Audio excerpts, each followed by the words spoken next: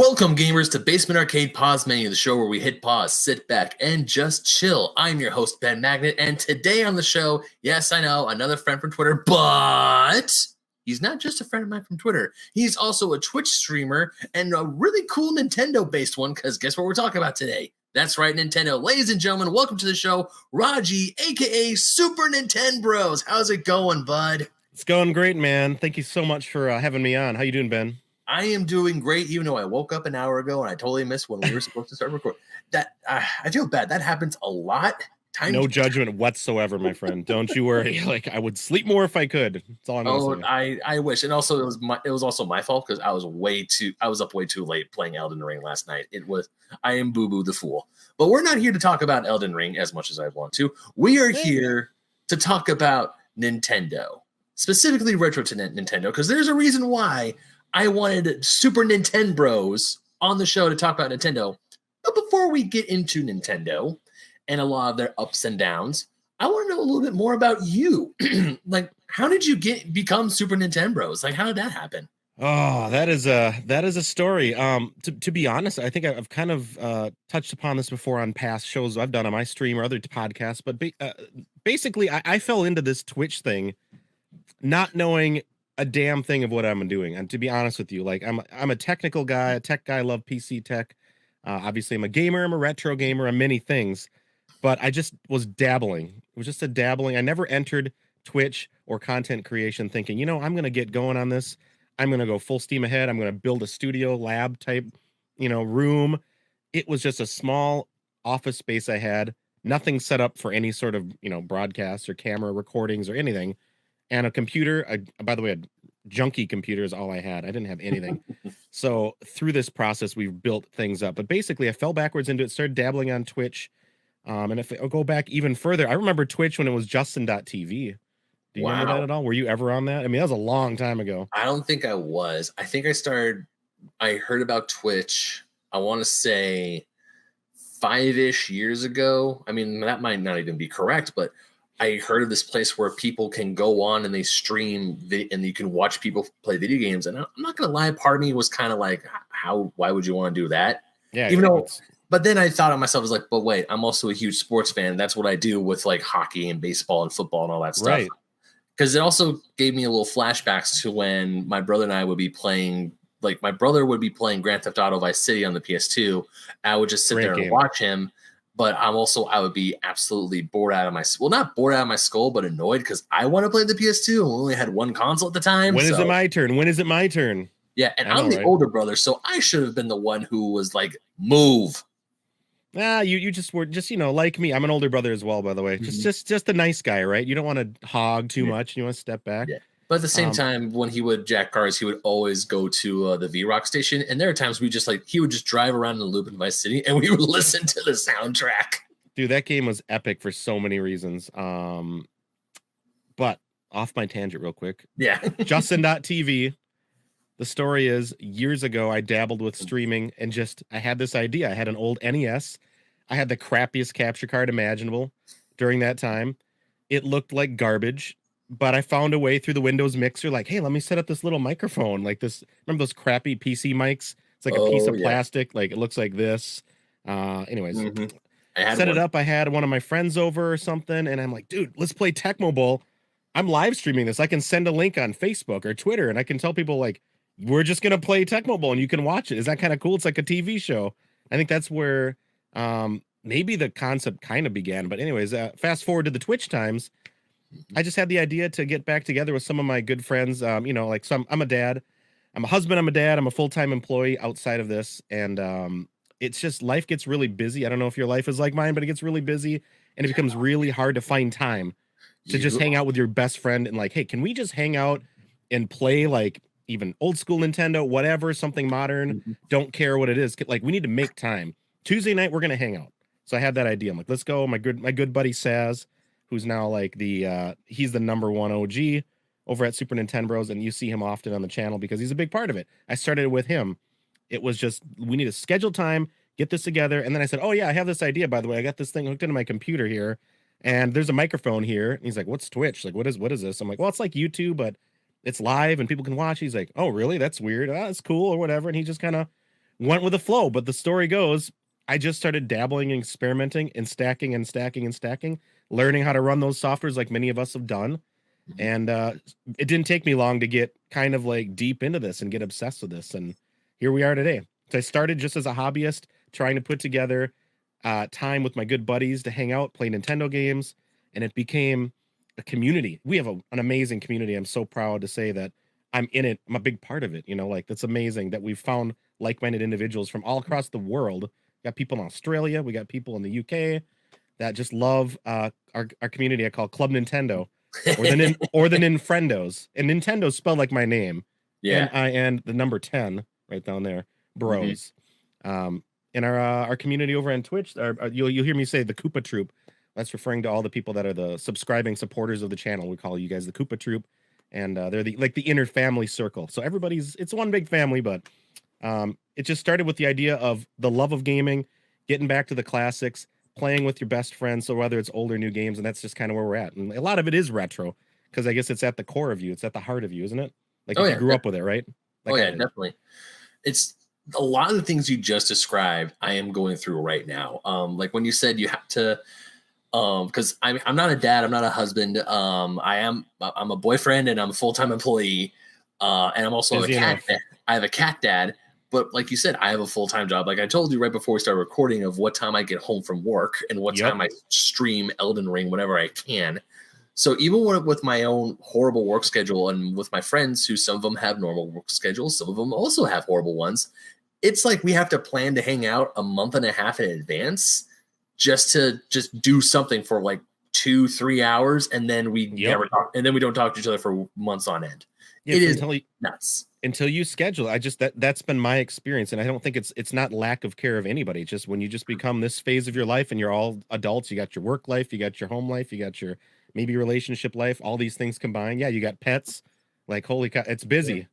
Like I think it's brilliant. That's the way to do it. This morning, I just got a text from one of my best friends like, yo, we need to figure out a day just to hang out and do something. And I'm like, yeah, I haven't answered him back yet, which I'm going to do soon. But it's just like that. You need to find the time, and it's really hard. And being an adult sucks. It's I think the problem is like, you know, again, we grew, I will speak on my own experience. You know, you grew up as, you know, a bachelor, you could do what you want, you get your freedom growing up, you know, you're in your 20s, you get your freedoms, you can go here, there, you got your work schedule.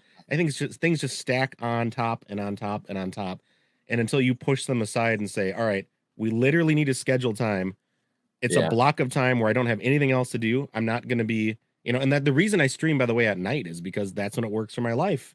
Yeah. It's like if people are like, oh, why don't you do a 24-hour stream? I'm like, I don't know how I would even do that because I have like work. I've got family, you know, I'm dad outside of here. So like I stream when my daughter goes to bed. So at 9 o'clock, I'm hustling down at like, hopefully, you know, 8:45 after putting her to bed. I'm like, let's go. Let's fire up the studio.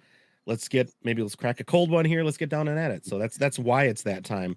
But you find those chunks where it's uninterrupted time where I can do what I need to do. I can, you know, interact with my friends. I can do online gaming, whatever it is, streaming, or just hanging out, you know? Well, it's the exact same thing. Because when I finally figured out, I can stream, because my big problem, because I've always wanted to stream, especially since I got my PS5, it's like I have a more powerful machine.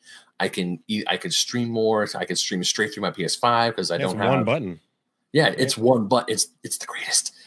But my whole problem with before, because I would like stream once or twice when I had with my PS4, but I didn't have a set schedule. I didn't have a set time. I couldn't figure out what's a good time to stream or anything. So until just recently, I was like, okay, Tuesdays, Saturday mornings at 2:00 in the morning, my time. I know it sucks. I know a lot of my friends are probably asleep, but I have friends out in England. I have friends out in Australia who are up and they might be able to watch me. So it's like, screw it. This is the only time I can stream. So this is what I have to deal with. I'm sorry. Yeah, but I was going to say, I think you've answered it brilliantly right there. It's when should I stream? And you see that all over the internet is when should I stream? When's the best time to stream? And everything I've learned and seen has proven to be true. It's just get on a schedule of some sort, whatever you can do.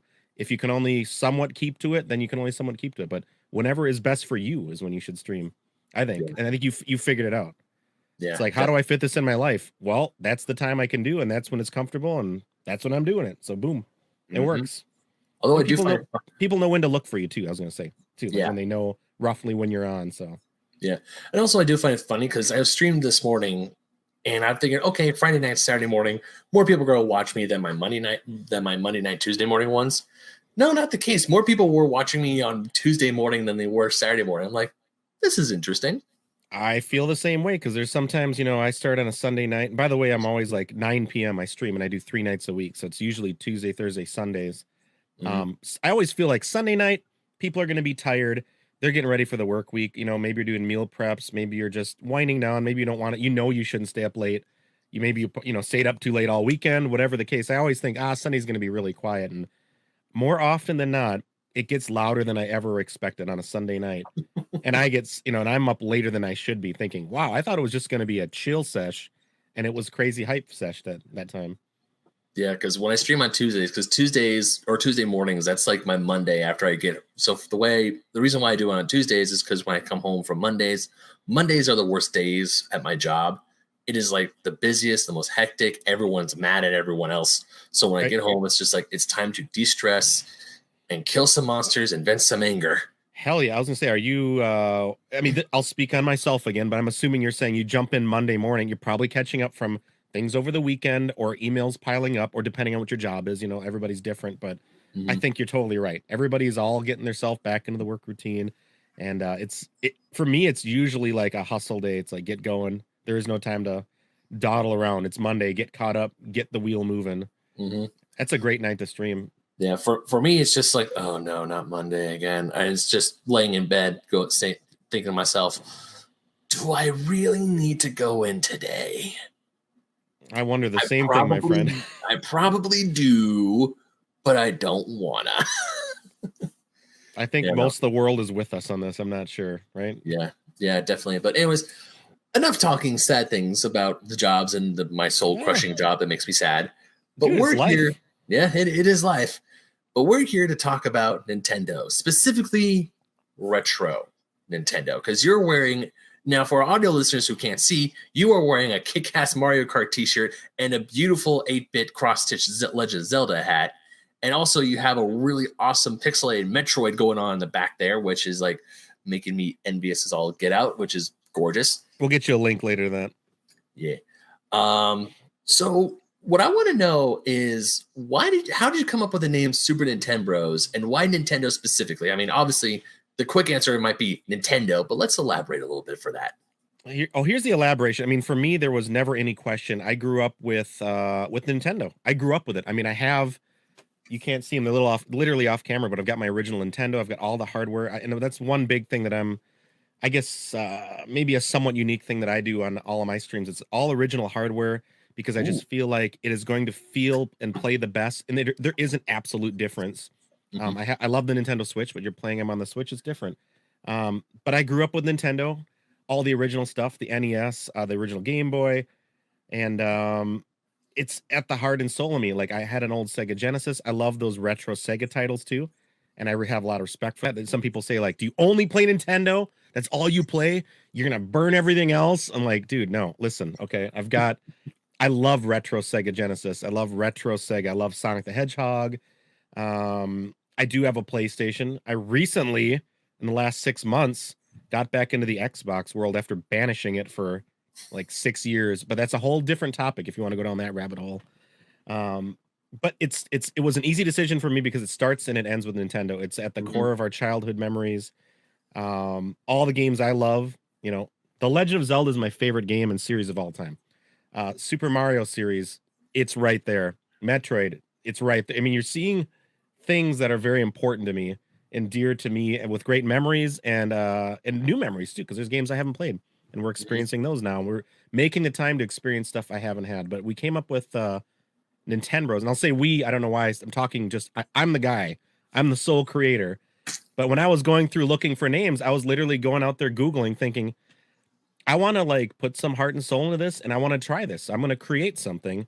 What is a name that, touches upon the nostalgic vibes for me? What is a name that is recognizable? What's a good, I'm not like I don't have a degree in marketing, but I've always been interested in branding and stuff and just really building a brand. And you probably can kind of see that, the consistency across like social pages and stuff that I do. But to me, trying to find something that's somewhat unique of a name, but something recognizable. Like when you see Super Nin10Bros.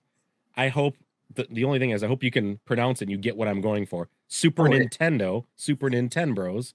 Like I hope it's the second obvious. the second I saw your name, I'm like, I get it. Yeah, and there's a little bit of cleverness in there too, and how we do it. But the reason for the name was getting together with my good friends and stuff like that. I was like Super Nintendo. What could I mishmash my name into? And I came up with Super Nin10Bros because more than one of us, and there's a handful of us now. So it's just amazing. It just describes us and those experiences. Yeah, I have to say, that is a very clever name. Going back, so you use all original hardware. Now, I'm still kind of new into streaming, and I've talked about original hardware before with like other guests like Well Red Mage, and I want to say Patrick Brickhouse of the Retro Blast podcast. How difficult is it to get original hardware into? Because I'm assuming you have a HD TV plugged in, right? Yeah. Do you use CRT TVs to stream, or do you use an HD and you have a converter? How does that setup work? If I had more space, I would have a giant CRT, old school tube television right in front of me.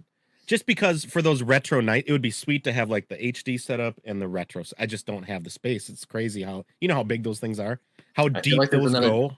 I feel like there's another dinger because on past episodes I've talked about like it's like, hey, another friend of mine from Twitter, ding. Oh, hey, I told X story again, ding. Hey, space is an issue, ding, ding, ding, ding, ding. Pretty much everywhere, right? I mean, you talk to anybody out there that even just sets up a game room or sets up a studio room, whatever you want to call it. We're all fighting for space. But what I have set up is the penultimate way to convert stuff. So we've got the original NES. I've purchased it's a physical piece of hardware, a couple chips a couple boards that go in there. I picked up some decent soldering gear and have upped my skills to be able to do this. Where I literally had to desolder like the graphics unit of the NES into this new chipboard, and that goes into this, and adding wires and pulling traces and stuff to do this to get. So basically, original hardware, the best quality you can possibly get out of it. It looks like an emulator. When you look on my streams, you will say, "Well, you're playing that on the NES Online on Switch or something." No, it is the thing. I can show you it. So it's amazing. Original hardware converted properly into your HD set versus just plugging it in. Like if you got the 3 plugs, the audio, the red and the white, and then the yellow, the composite. Yeah, the AV if you out. plug that, you plug that directly in. Oh, it's gonna look like garbage. It's gonna look kind of. I mean, some people might not care, but it looks kind of trashy, and it's just not going to be clean and crispy. And if you do the same thing and you go, well, I'm going to go to Amazon, like I first did, and let me get this composite to HDMI converter box. It's like $12.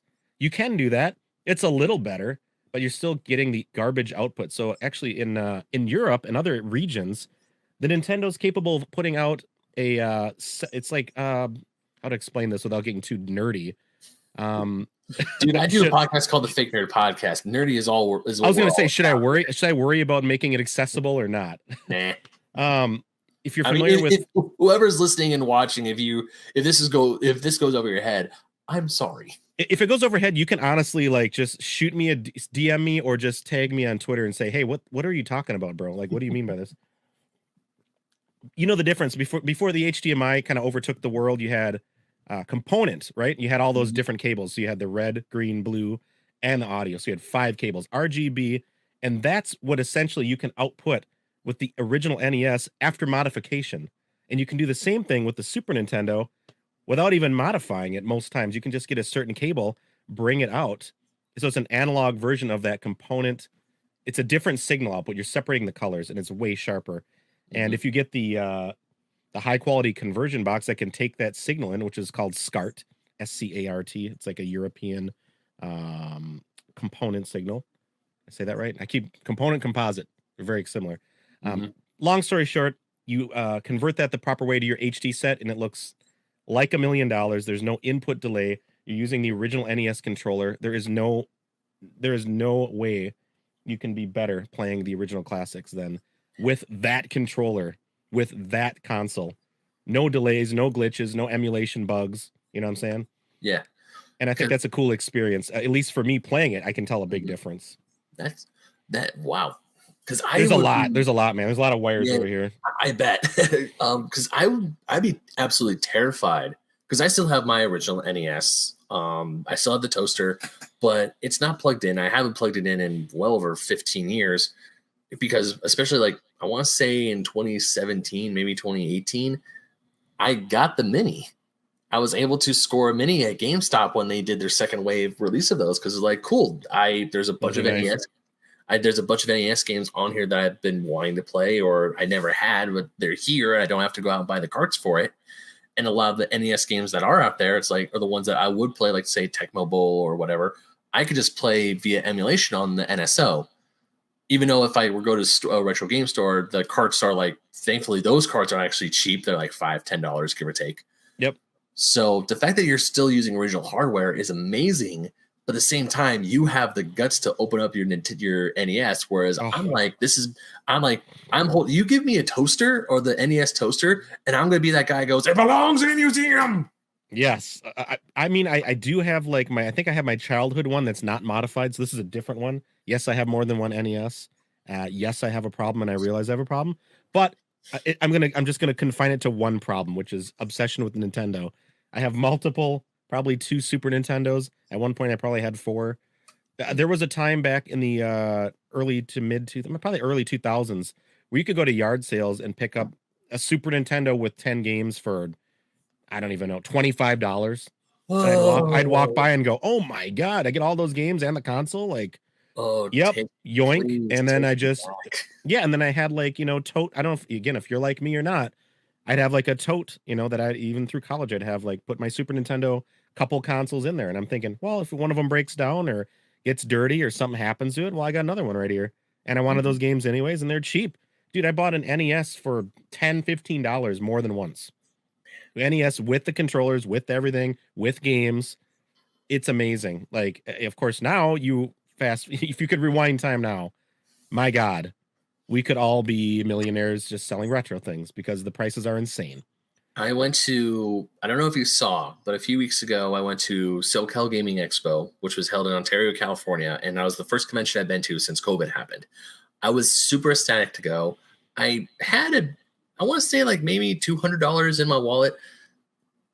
Some of the prices of now I understand CIB NES game or even SNES games. I completely understand. They're probably going to be more expensive because they're completely the box. The box looks nice. Every single time I saw a CIB Super Nintendo game or even an NES game, it was in the triple digits. Every single time. Maybe there was like a few that were like 90 or 70 or something, but it was still above the $50 range. And I would love to own a CIB Super Nintendo game. I would love to, but not for that price. I'm sorry, no. I might have 1 or 2, but I really don't have many of those either because of the price, to be honest. I have the carts like from when you can see them behind me, actually. Where are they? Right over here. This row is like NES, the ones I'm pointing at, but you can see them in the media cabinet over there. Yeah. I have a couple, but they're low on ones because even in the last 5, 6, 7, 8 years, like they're expensive as heck. They've only gotten worse. I would say my biggest get from that convention was Kirby Canvas Curse for the DS. I've never played that one. I mean, I had this game when I was a kid. Like when this game first came out, I got it for my birthday. And for some reason, I decided, I don't want this game anymore, so I gave it away. Big mistake. A few years go by, so I'm like, you know what? No, that game was really fun. I should probably look into it. This game was like, places were selling this game for like $50, like $60 CIB. And I'm just looking at it going, why? And I was lucky enough to get this at essentially MSRP for $40 at SoCal Gaming. And they wanted crazy. They wanted 45 for it, but I was able to get them down to 40. Isn't that crazy though? I mean, even a DS game. Like, by the way, if you guys are listening out there and you're Nintendo fanatics like I am, now is the best time to buy Wii games because I feel like the Nintendo Wii itself, they're bottoming out. Like the prices are very bottoming out. If you want to get something, they are not going to get cheaper. And I believe as time goes on, it's going to do what the GameCube did, which is explode. GameCube games are so overpriced right now. You do have to be careful with the Wii because there's a crap ton of shovelware on that poor console. Amazing games, don't get me wrong. Let's see, Super Mario Galaxy, Twilight Princess. What else is there? That was amazing. Metroid Prime Trilogy, which I was an idiot until I missed out on. Actually, I really enjoyed Epic Mickey. There's some Kirby games. There's like a Kirby Anniversary one they made. There's a That Return Kirby to Anniversary Dreamland. one was so good. I don't have. That's one that I regret not getting when it was a good price. I remember seeing it at the store, like I didn't get it probably either. Walmart or something. I didn't get it either. And also, it's weird because my Wii, because once I got my Wii, I got it for Christmas and I loved it. But I think that was also when I was transitioning because I was like the very end of high school going into college. Whereas that time where I didn't know if video games were for me, whereas most of my video game time went to my handhelds. Like I've had a Nintendo handheld since the Game Boy, or since the Game Boy Pocket, I should say. And for me, that's like, oh, there's always something to play on my Nintendo handheld. And it wasn't until whatchamacallit, Link Between Worlds came out for the 3DS where I finally went full into video gaming. I was like, no, this is fun. This is great. I want to do more stuff with video games. And then I went back into Nintendo and PlayStation and everything. Can I flip the script on you and ask you a question? Go for it. Was there a time in your life, and I'm kind of alluding to the time you're there, whatever, the season of your life, I will say, that you just spoke about. Was there a time that you were drifting away from video gaming, or completely away, or partially away from it? Not because you didn't like it. Maybe it's because your life, anything like that happened to you? Oh yeah, totally. I would say it was between 2012 to 2013-ish, maybe 2014. So, because a lot of stuff was going on in my life at the time. I was in college. I was also dealing with some family drama. And as much as I wanted to, it was weird. Back in the old days, my brother, like in the old like G4 was a cable channel days. Sure. My brother and I were like on it. We were subscribed to video game magazines. We were watching X-Play constantly, trying to figure out. We were watching, like, when E3 happened, it was E3 and the Tokyo Game Show. When G4 went to those events, it was like an event in our own house because we would rush home from school and we'd see what's coming with video games. What's Nintendo doing? We would even like say, okay, you buy the PSP, I'll buy the Nintendo DS, and we'll trade. Nice. And we're like, well, it was like that. And then once I got older, I just wasn't that interested, which kind of made me sad because here's a hobby that I absolutely loved, and I just wasn't that interested. Even playing, like when the PS3 came out, I was still playing my PS2, and when I got my Wii, I would only play a few games. I play Smash Bros, I play Mario Kart, and then Wii Sports, yeah, and then I would or Guitar Hero, and I would just not touch it anymore, and then it just got worse and worse. And then finally, when I finally got Link Between Worlds, it sparked the fire again, and here I am. So can I ask you roughly what age you think you were? Oh, I was 23. I'm 31 now.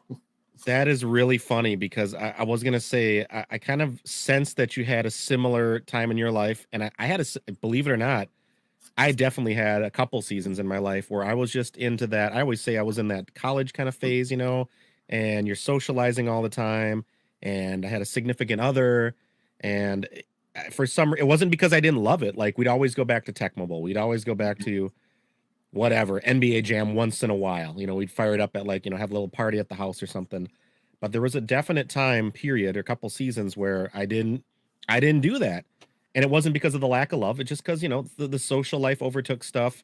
Maybe, and it was, let's be honest, it was probably good to experience different things too. Yeah. But like you, I was sparked back into Nintendo and gaming. Well, I'm trying to think of what really got it going for me. I think it was the Wii U era. Surprisingly, and it was late in the Wii U, probably like the last year of relevance. I want to say it was about 2014 or something. I don't know, 15, 14. Mm-hmm. When I found out about Breath of the Wild coming out, that was like the big note. But I picked it up shortly before that and got into like the new Super Mario Brothers U game and the new Super Luigi U game. And I'm just trying to think what else. Super Mario Maker. When they released that, I was literally walking through, I think, a Walmart. I had no idea that game existed. Walked by and I was like, can I swear once or not? I don't know. Holy buckets. No, you can say holy shit, that's fine. I was like, holy shit. Seriously. You can create whatever you want. This is amazing. And you can do like the retro Mario 3, Mario World. I was like, this is amazing. I cannot believe I didn't know this was even happening. And I think around that time, everything sparked because I wasn't in the know back then. I wasn't around all the Nintendo feeds. I wasn't paying attention to Nintendo Directs. I just hadn't been into it, like I played the classics and that was kind of it when I had time. But let me tell you, obviously the rest is history. We're sparked back into laser focus on what's Nintendo up to, and of course reliving things that we love from our childhood or from our formidable years, right? Yeah. But I had a season like that too. Yeah, I love how it's because of Nintendo games that we got back into video games. When I was growing up, I was ride or die Sonic. I was a ride or die Sega kid. I did play Super Nintendo because my next door neighbor, she had a Super Nintendo. That's how I first played Super Mario World and Street Fighter 2. But excuse the pun, my genesis of becoming a video game fan starts with the Blue Hedgehog. Nice. So, and I never really owned a Sega Genesis, a true Sega Genesis, until I got my Mini. But I did own it. But I did get a Sega Dreamcast as a kid, so that was really cool. But you should make that your tagline on your profile. By the way, that's brilliant. The thing you just said. My genesis of becoming a video game nerd started with the Blue Hedgehog. That is a good tagline. Thank you. I was going somewhere with this, but yeah, I feel that that just shows how much Nintendo, I mean, doesn't have like an iron grip on video games, but just like how people know, like when you say, oh yeah, we're gonna play video games, 9 times out of 10 they're gonna go straight to a Nintendo game like Super Mario, Zelda, Metroid, and then later, and then maybe down the line they'll think, oh yeah, that new PlayStation, that play thingy, the station, yeah, that thing. Yep. But it's like the second you say Nintendo, it's like, oh, I know what that is. I know what Nintendo is. Or somebody has a Nintendo memory, or they have something that is dear to their heart. They'll say, oh my God, I played Mario 3 with my little sister. Or they'll say, man, I had a 3DS and Mario 3D Land when I got that for that Christmas. How amazing. You're going to have a lot of Christmas memories, I think. Oh. Or birthday memories. I got this for my birthday. I got that for Christmas. Like, you remember that. It's huge.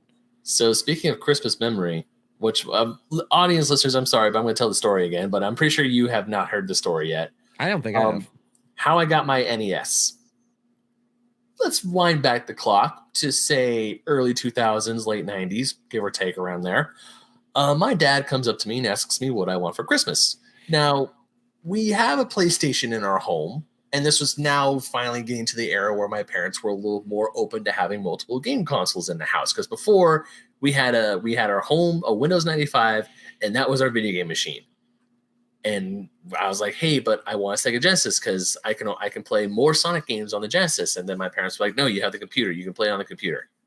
Because luckily I had Sonic CD and the Sonic and Knuckles collection, which was essentially just like Sonic 3 with Knuckles, Sonic 3 without Knuckles, and Sonic and Knuckles. So it's like my parents were like, that's how you can play. Oh, and Sonic R. I had Sonic R too. But that's how my parents were like, this is how you can play Sonic. But it's like, but I want to play other Sonic over there. And they're like, nope. You already have Sonic at home. Essentially, yes. Which, to be fair, Sonic CD is my favorite game of all time, and I absolutely love that game. So thanks, Mom and Dad. It's a great one. And the CD port's better port. I'm just saying right now. Better video. Just saying. Right over there. Yeah. But anyways, Christmas. Dad asked me what I want for Christmas, and I say Super Nintendo because I was getting nostalgic for a system that my next door neighbor had. Unfortunately, she moved away. And I'm like, you know what? Super Mario World is really fun. Street Fighter, there's probably a bunch of really cool games on there. And you know what? I would like a Super Nintendo for Christmas. Fast forward to Christmas. We're at my mom's parents' house in Absaroka, Montana. And mind you, that side of my family they're lax. They're not super strict, but they will definitely bring the hammer down if you are ungrateful on Christmas. They should too. Wear your manners, So Christmas morning comes. The big present is left for last for me. I open it up, and instead of seeing the lilac purple, I see this gray toaster that is the original Nintendo. When I told my dad I wanted a Super Nintendo, and I know I said Super Nintendo, all he heard was Nintendo. He goes to his sister. She had an NES. She wasn't using it, so she decided to gift him the NES, the Zapper, her entire collection of games, which was actually a pretty good collection. We had 2 copies of Mario 3 for some reason, 2 combo carts with Mario Duck Hunt. We had like we had a Mario Duck Hunt cart and the Mario Duck Hunt Track and Field cart as well. You also got some LJM titles. We had like the Surf and Snowboard, the Major League Baseball, and Wheel of Fortune and NASCAR 1, Tetris, CVS. We had a decent collection of games. It wasn't bad. I would say it's a pretty good collection. For that time, it's a great collection, I think. Yeah. But of course, I open it up. I know it's not what I wanted, but I do see Nintendo on the box. So my mind goes, oh, this was before. Oh no. And my dad is all sitting there like, that's what you wanted, right? I'm like, yeah, totally. Nintendo, yay! I had to fake it because I didn't want it to get taken away, and I didn't want my dad to feel horrible that he got the wrong. Was he happy with your response? Did they buy it or no?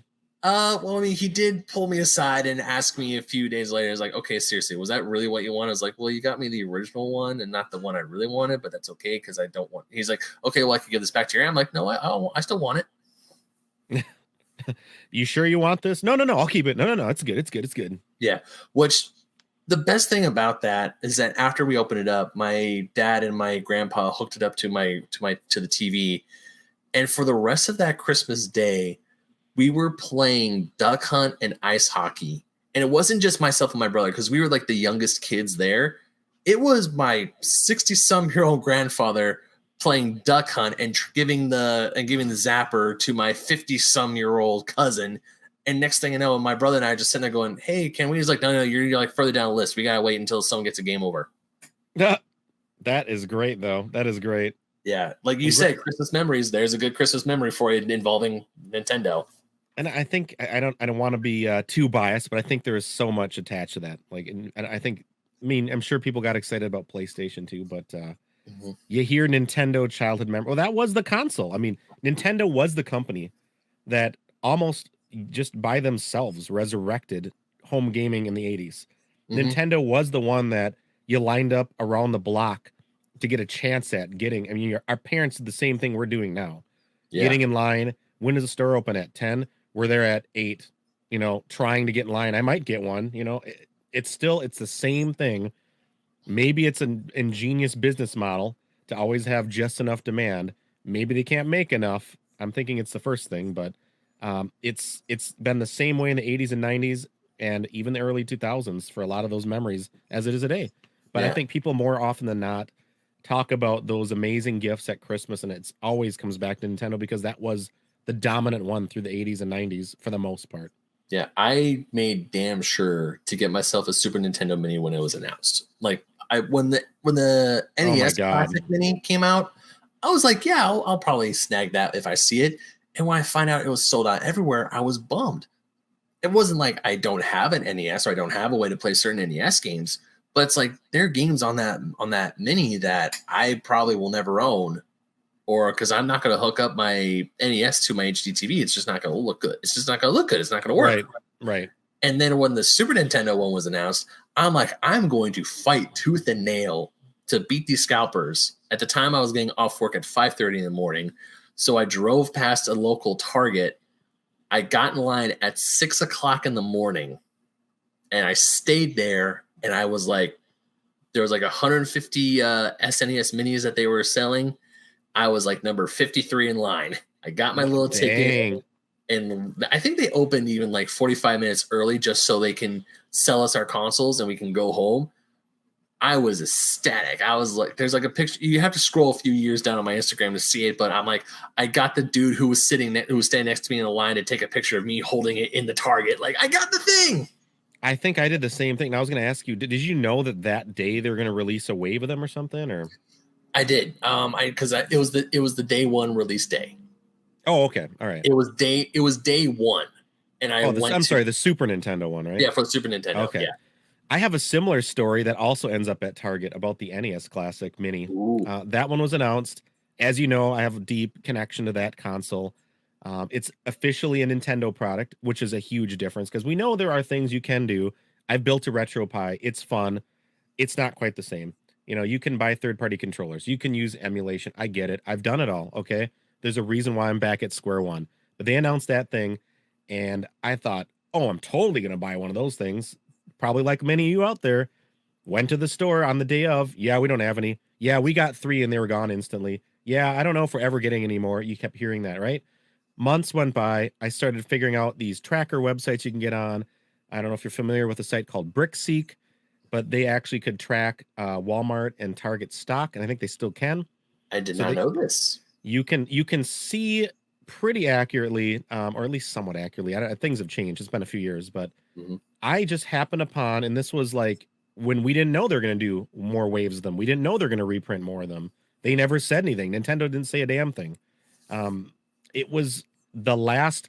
Oh yeah, there's a small wave of them going out, and it was believed that that was the last wave. I saw it on Twitter or something, coming up soon or in the next couple days. So I happened to check one morning at like 7 in the morning. I went on BrickSeek, and it said in stock 3 at my local Target.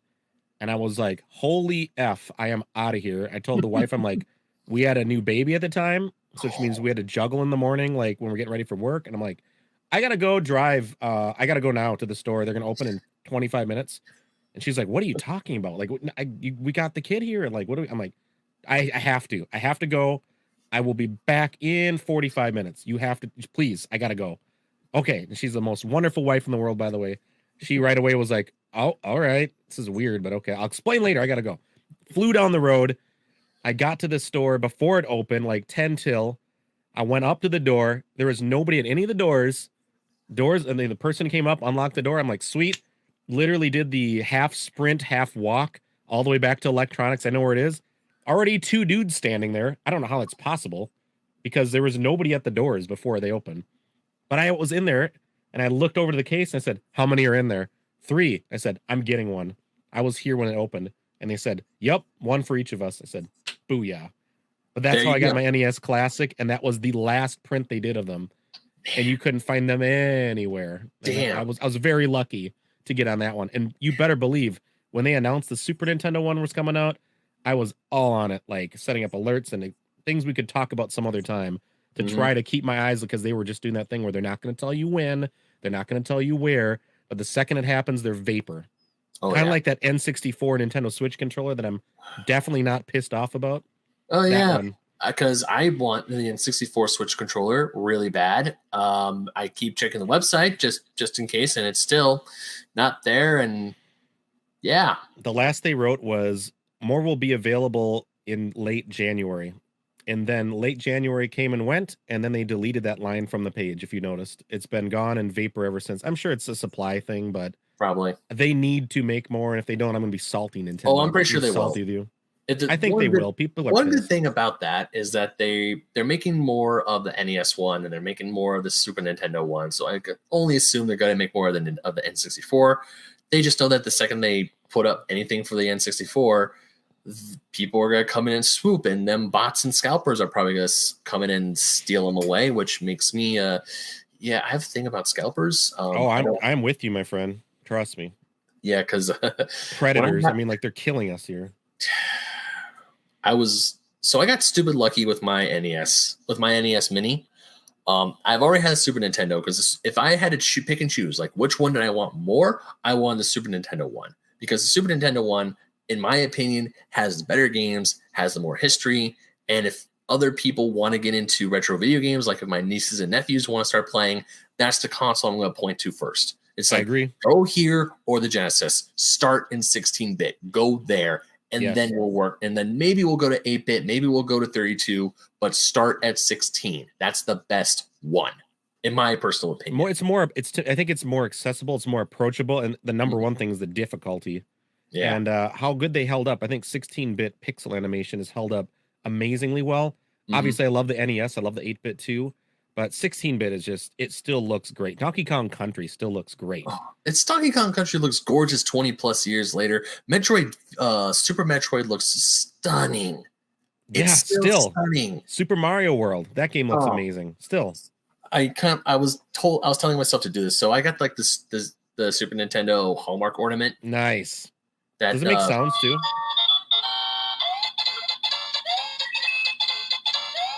Jealous now. Should have gotten it. Okay, that's enough of that. I don't know how well that's going to translate in the audio. So, Sparks, when you're editing this, I heard it real good. That's good. Yeah, that sucker's loud. But every time I see something Super Mario World, I'm like, I gravitate towards Super Mario World, even though I love Super Mario 3 and I love the original Super Mario Bros. Me too. If I had like gun to my head, I'm going Super Mario World. That's like the better one. I'm sorry. Can we talk about, I say this on the stream show often, but I say Raji's holy trinity of all gaming history, the end, period. What is the Holy Trinity? The Holy Trinity is what is your teach me, take me to retro church, my pastor. Let me preach. Let me get up on my pulpit and give you my sermon on this. So the Triforce from The Legend of Zelda, which is on my hat, has 3 points. The Triforce. The Holy Trinity, of course, has 3 points. Point number 1 is The Legend of Zelda: A Link to the Past, which is my favorite game of all time. Favorite series, favorite game. That's and a really good one. A close number 2 is the one you just mentioned, Super Mario World, Super Nintendo. And number 3 for me is Super Metroid, another one you just mentioned. So when I say the holy trinity of gaming, it all comes together on the Super Nintendo. And that's why the Super Nintendo is the best console ever made. The end. Okay. And tweet me. I'm sure you're going to be angry. Come at me. Oh, no, fine. I'm not going to be angry with you. Not you. Other people might be like, that guy's full of crap. I'm never watching that show. Yeah. Unfortunately, it's like that. So I may not have a holy trinity, but I do have a Mount Rushmore. And funny enough, at that gaming convention, there's a pin that I instantly bought just because it's like, hey, I love all 4 of these characters. All 4 of these characters essentially shaped my video game life, and it's Mario, Link, Mega Man, and Sonic. Oh, yeah. And Sonic, I'll throw the love to Sonic. Sonic is up there on games that I have a great nostalgia for and will always be in my heart. Like Sonic 1, 2, 3, Sonic and Knuckles. And yes, the one you mentioned that I have never played all the way through and we're going to play live soon is Sega CD's Sonic CD. Well, to be perfectly honest, it took me well over 20 years to beat Sonic CD, and I finally beat it on my cell phone. So, ooh, yeah, that remake is really good. It's the Christian Whitehead widescreen one, right? Oh yeah, that's the reason why I shelled out the money to buy it, to get without ads and to the whole 9 yards. And when I started playing, I was like, man, this is really good. And tell me you played Mania, right? Oh, of course. Oh, hell yeah, I played. Where to go? So good. Okay, so over here, I have the Mania Collector's Edition. Oh, actually, there is something I could show off to you right here, because I got the Collector's Edition when it came out for the PS4, which included a statue of Sonic on a Genesis. And I remember this. And the reproduction cart. Ooh, that's cool. With inside is a ring. Oh, that's neat. I didn't know that slid open. Oh yeah, that's where it slides open. It looks just like a Genesis cartridge, and also the ring is like nice and hefty too. It's really cool.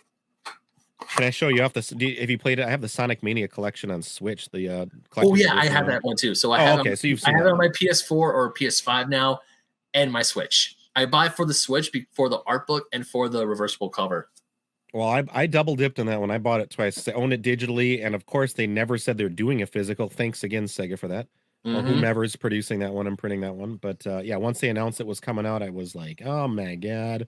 All right, I'm getting it. I'm buying it physical because I want it physical, which is a whole other topic we can go down if you want it. Oh, that was the last topic. That was the topic on the last show, which was physical and digital. Go ahead, listen to that. Oh my god! Yeah, I'm going to listen to it, and I'm going to have opinions, sir. Yeah. I'm assuming you're on team physical, but where are we I'm on team physical, but I will say there are things with digital that actually do help, i.e. sometimes games are still super. Like, okay, let's talk a little modern Nintendo stuff, especially with news that came out a few weeks ago, and the clock's ticking, fellas and ladies. The 3DS eShop and the Wii U eShop, they're going down. They're going to be donezo soon. At the end of this, well, when this comes up, it probably would have already passed, but at the end of August, you will not be able to add funds to the eShop via Nintendo eShop gift cards. Whereas by the end of March, you will not be able to add funds via your credit card. And the shop is going down in March of 2023. So I'm pissed. Because if you're bringing the shop down, that's understandable. But at least let me be able, to add funds until the actual end of the thing. And I will not lie, there are a few games I did buy recently of the virtual console titles, mostly Pokemon games and The Legend of Zelda Ages, Oracle of Ages, and Oracle of Seasons, because those physical cartridges are still so damn expensive. It's like, at least I have them on my 3DS now so I can play them, and I don't have to go out and get the physical cartridge and spend hundreds of dollars. Yeah, and again, we're going to play that on the original Game Boy Color that has no backlight whatsoever. I mean, how's that experience compared to I got on a 3DS screen where it's bright and crispy and sharp? I mean, I'm lucky. I have I almost called it my 3DS, my Game Boy, my GBA. Is that a custom case or no? Must be. It's that Super Famicom looks amazing. It's reshell. Oh my god, that looks cool though. It's a once again another ding because I love showing this off. Yeah, it's a reshell GBA SP 101 model too. So it's got like the buttons, the brighter screen. 101. Yeah, it's a 101. So I made damn sure to get a 101 model, and also I had a friend of mine reshell it because the other shell was scratched to high heaven. Ooh, I got something to show you in a minute. Can I sidebar you real quick on that Wii U 3DS shop? Yeah. So you may or may not know this, but you've got a Switch, right? So you can add funds on your Switch, and that is this one in the same account as long as they're linked up to your Wii U and 3DS. So the fact that you can't use your credit card as of, what is it, coming up in a few days, right?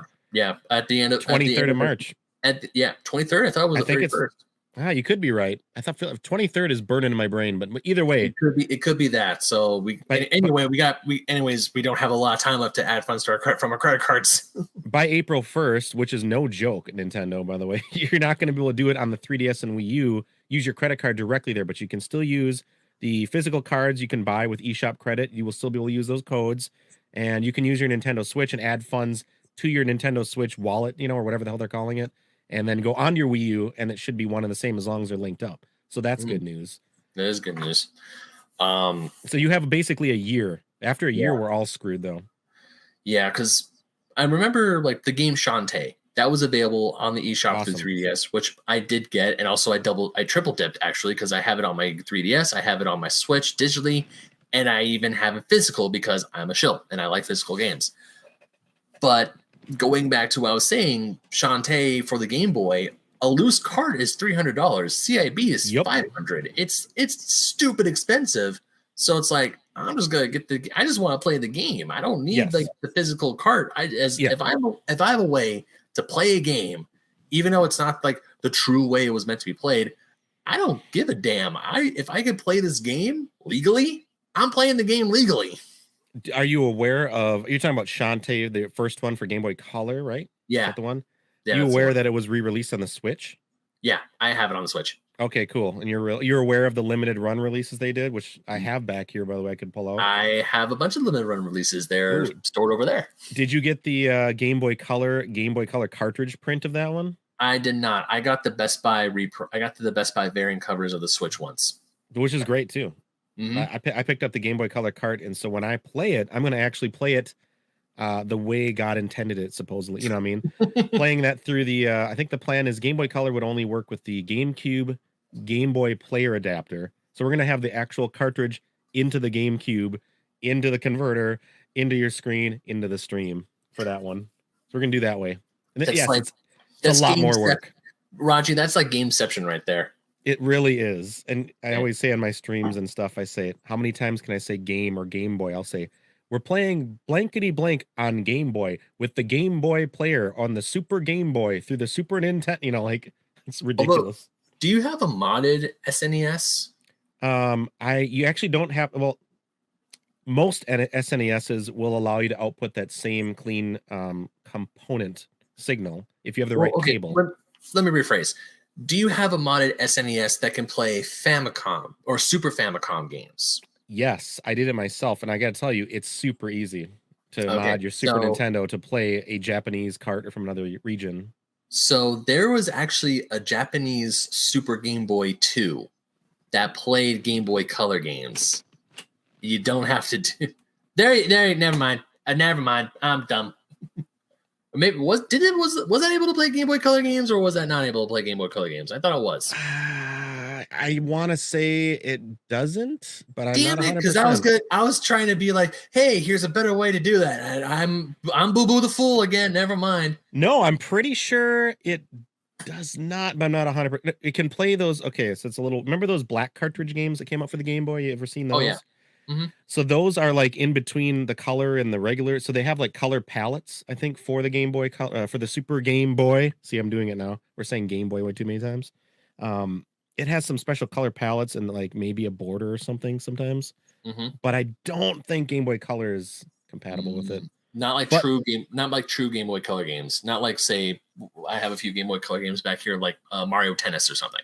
No, I don't. I think you would need, again, I think that's the next step, was the Game Boy player for the GameCube. Mm-hmm. How many times can I say game in one sentence? How many times do we say Nintendo in this conversation? 600,000. Check this out. Here's the other thing I was going to show you. Basically, you're talking about your modded SP. Yeah. Well, you got modded. I also have a modded SP that I had a friend do the screen because they had just done one, but I did this. We had the shell done too on it. Check this out. Is that? Oh, I think I see it from here. Oh, look at that.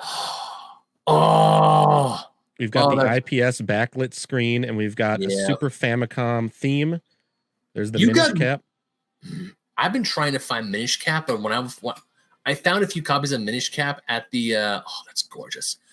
It's beautiful. But I found copies of Minish Cap when I was at the convention, but they were all $90. I'm like, I just want to play this game. I don't want to play 90. I think I paid like 30 when I got it some years back. And I thought that was a little high for a Game Boy Advance game. It's a great game. Hey, eShop, man. eShop. Yeah. Well, unfortunately, I don't have a Wii U, so I can't get it off the Wii U eShop. And also, 3DS. Wii U's got super... No, not 3... It's Game Boy Advance games are on 3DS. Oh, you're right. Yeah, that sucks. Mm-hmm. Let me think around this one for you. I don't think there is actually another way to do it right now. Legit legally. As much as I would like to, I would... So, like, we were talking about Christmas stories, and one year... this is after I got my PS4 and after I was diving more and more back into video gaming. I was helping my dad's wife look through some things in our house, and I saw a Wii U box, and I go, "Oh!" And she like quickly like shoves the drawer and looks at me and says, "You saw nothing." Something, and oh hell yeah, I'm getting a Wii U for Christmas. And this was actually before I got my PS4, but I'm thinking, hey, there's great games for the Wii U. Mario Maker looked amazing. Because when I saw that thing from Mario Maker, I'm like, damn, I kind of want a Wii U now. Because the way you use the gamepad and the pen to make courses, I'm like, that's so easy. Smash Bros. Was, of course, you can't argue with Smash Bros. Mario Kart 8 is also amazingly good. So there's all these great first-party Nintendo titles on here. And I'm like, okay, yeah, I can go with the Wii U. A Wii U sounds fun. I can have fun with that. Christmas comes, I open, I see the box. I'm like, oh, hell yeah, Wii U. But it's lighter. And I'm like, wait a minute. And I open it up, and it was a box of shoes. Oh, no. It was not in a Wii U box, though, right? It was my shoes in a Wii U box. Oh, that hurts. That's just hurtful. Why would they do that to you? Well, because they used the box from my nephew, because they gave a Wii U to my nephew. No. And then they used the box to put my running shoe. They got me a pair of Nikes, which, I mean, oof. That was fine. I got a new pair of running shoes, but at the same time, it's like, come on, though, really. And my dad was actually kind of like, but I thought you wanted the PlayStation 4, which I'm like, oh wow. First of all, Dad, points for you for actually getting the console right. Secondly, yeah, I do want a PS4, but at the same time, I would have been happy with a Wii U. There's great games on the Wii U, and now the Wii U is stupid expensive and so super hard to find. Well, if I see one, I'll send you a link, my friend. They're out there. You can get them. They're not crazy. Yeah, that's very true. Not always. I mean, again, everything is kind of. I mean, it keeps going up and up, doesn't it? Yeah, it does. Maybe we're hitting that point where the Wii U is now becoming rare. Well, if you think about it, air quotes. Yeah, I mean, it's sad because the Wii U was Nintendo's first true HD console, and it failed miserably in sales. Not to say that the software wasn't good. There's amazing software. Super Mario 3D World, Mario Kart 8, Smash Brothers for Wii U. I mean, the 8-player Smash, when that was introduced, that was nuts. But because it just sold so poorly and everyone was confused of what the Wii U really was, and when the Switch came out, and of course we all know how much gangbusters that did. I mean, I had to hunt down my Switch when I got mine back in 2016, 2015? Sounds right. Like, or no, 2017. Switch? I'm sorry. Yeah, 17 was a Switch. I was thinking Wii U. Yeah. So like in 2017, when the Switch came out, I got lucky at a Toys R Us. I called them the day before. They said, yes, but you have to be here early because there's going to be a line. I was like, they had 30 systems. I was number 15. Nice. I think I happened upon, I was looking all over the place and I was finally able to get the funds together to buy the Switch, which surprisingly was not when it released, like about 3 months after release. And as you know, they're gone everywhere. Oh, yeah. I checked. I think it was Best Buy randomly got some. I'd called. I said it was a Saturday. I'm like, I'm just gonna call. They're not gonna have any. They're not gonna get a shipment on Saturday. Well, somehow they had just gotten a shipment Friday night or something, and that's how I snagged mine. I got the Neon Joy-Cons one. Nice. I got like the first. I got mine. I want to say like a month and a half after it came out, maybe like give or take around there. Yeah, we weren't far apart at all on that. No. But by the way, biggest Wii U gem, as long as we're going to talk about the Wii U, I think that is not going to be ported to the Switch because they're not going to do it, is Nintendo Land. Although probably not. I don't think they're going to do a sequel, even though I think they could absolutely do a sequel. I haven't heard anything about Nintendo Land because of all the Wii U stuff I've heard or played is Smash Bros, Mario Kart, Super Mario 3D World. I haven't gotten Mario Wii U yet, or Mario U Deluxe, but it's a great game, by the way. I know I've heard great things about the game, even though the internet did what the internet does with poor Toadette and the ground, and they hate everything and Bowser, right? Bowser or Bowsette? Yeah, I'm talking about Bowsette. Remember those days? Oh yes. Oh, I remember this. Yes, sir. Oh God. Okay, there's this great video by that voice actor ProZD. I don't know his real name, but he's that one voice actor with the glasses, and he does these quick little things.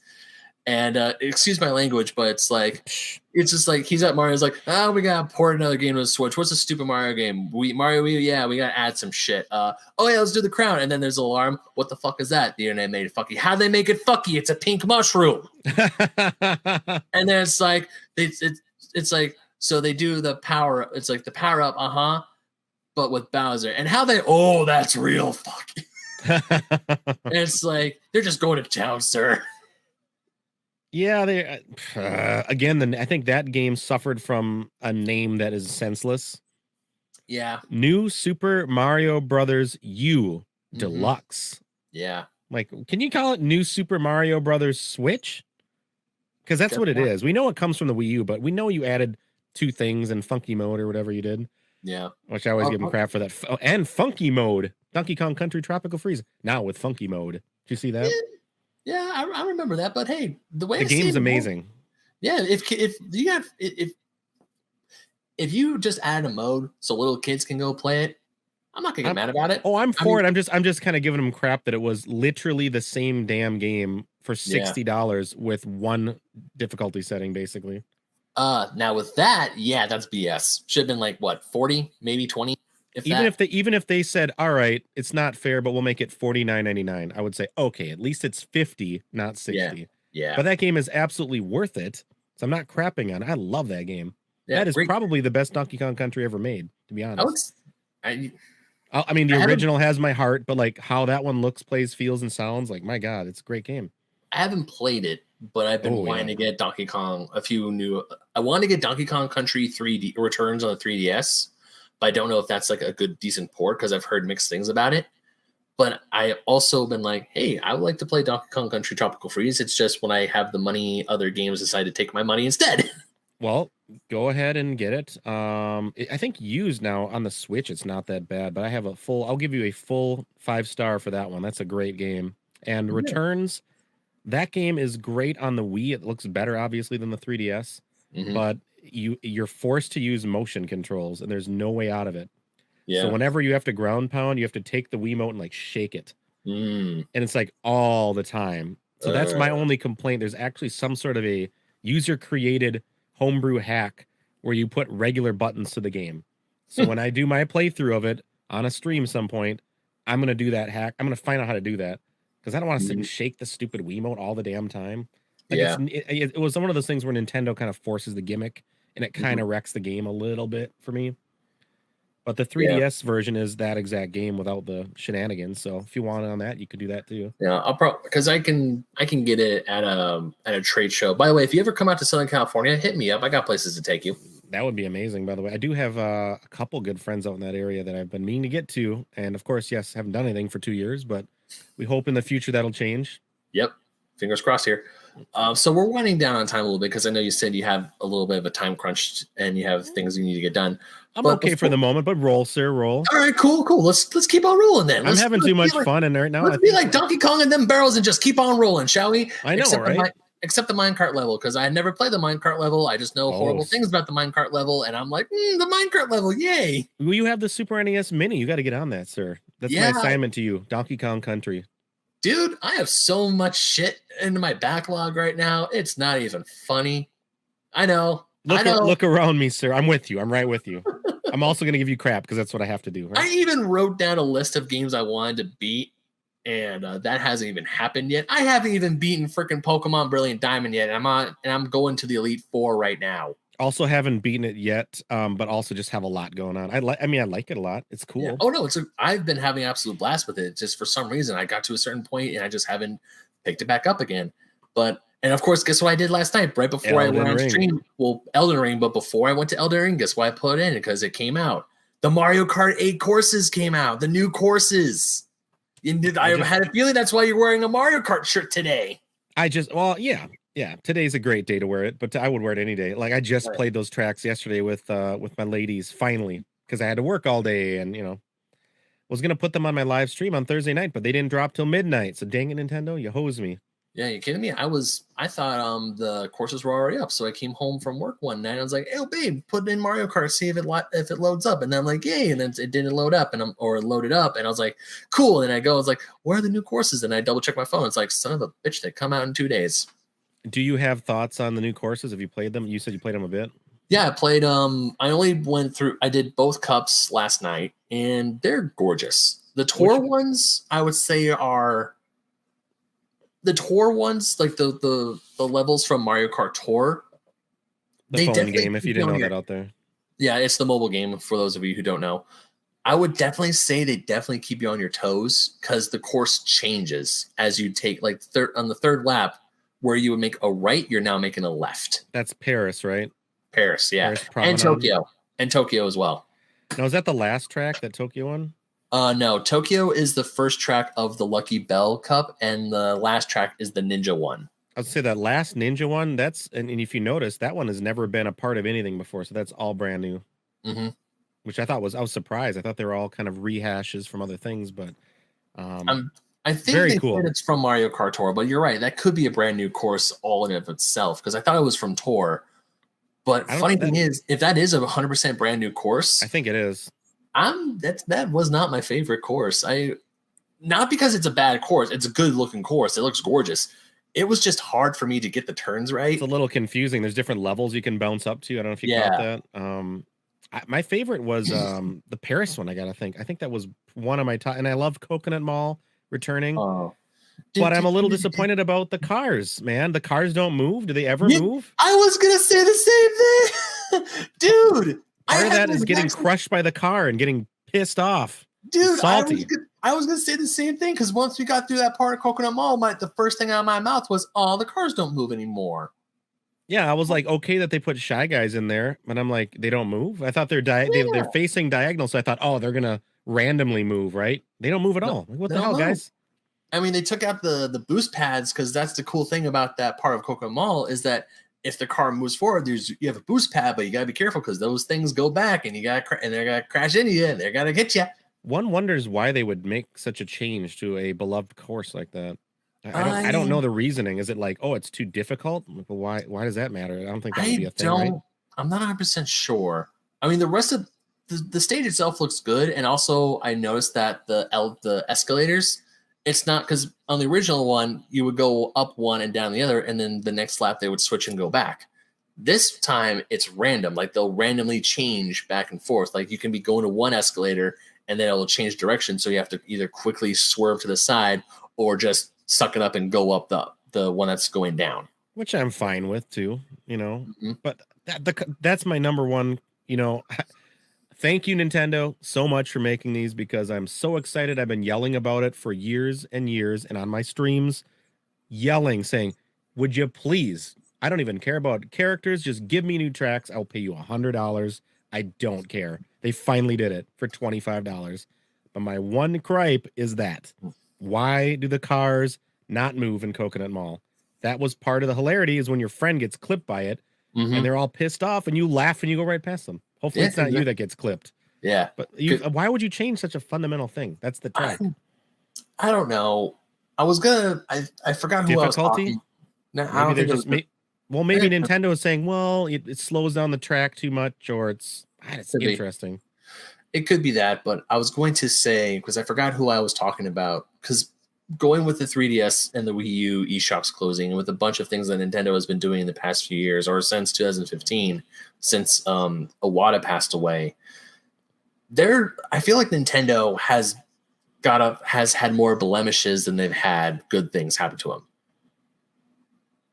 Whereas, for example, like the whole free Melee fiasco that happened a few years ago during the height of pandemic, and you also have Nintendo, their like the creators program when they were striking down copyrights, and even have that one YouTube user who was putting up music on YouTube for free. There wasn't any ad revenue. It's just like, hey, remember these old classic soundtracks that you can't get anywhere else?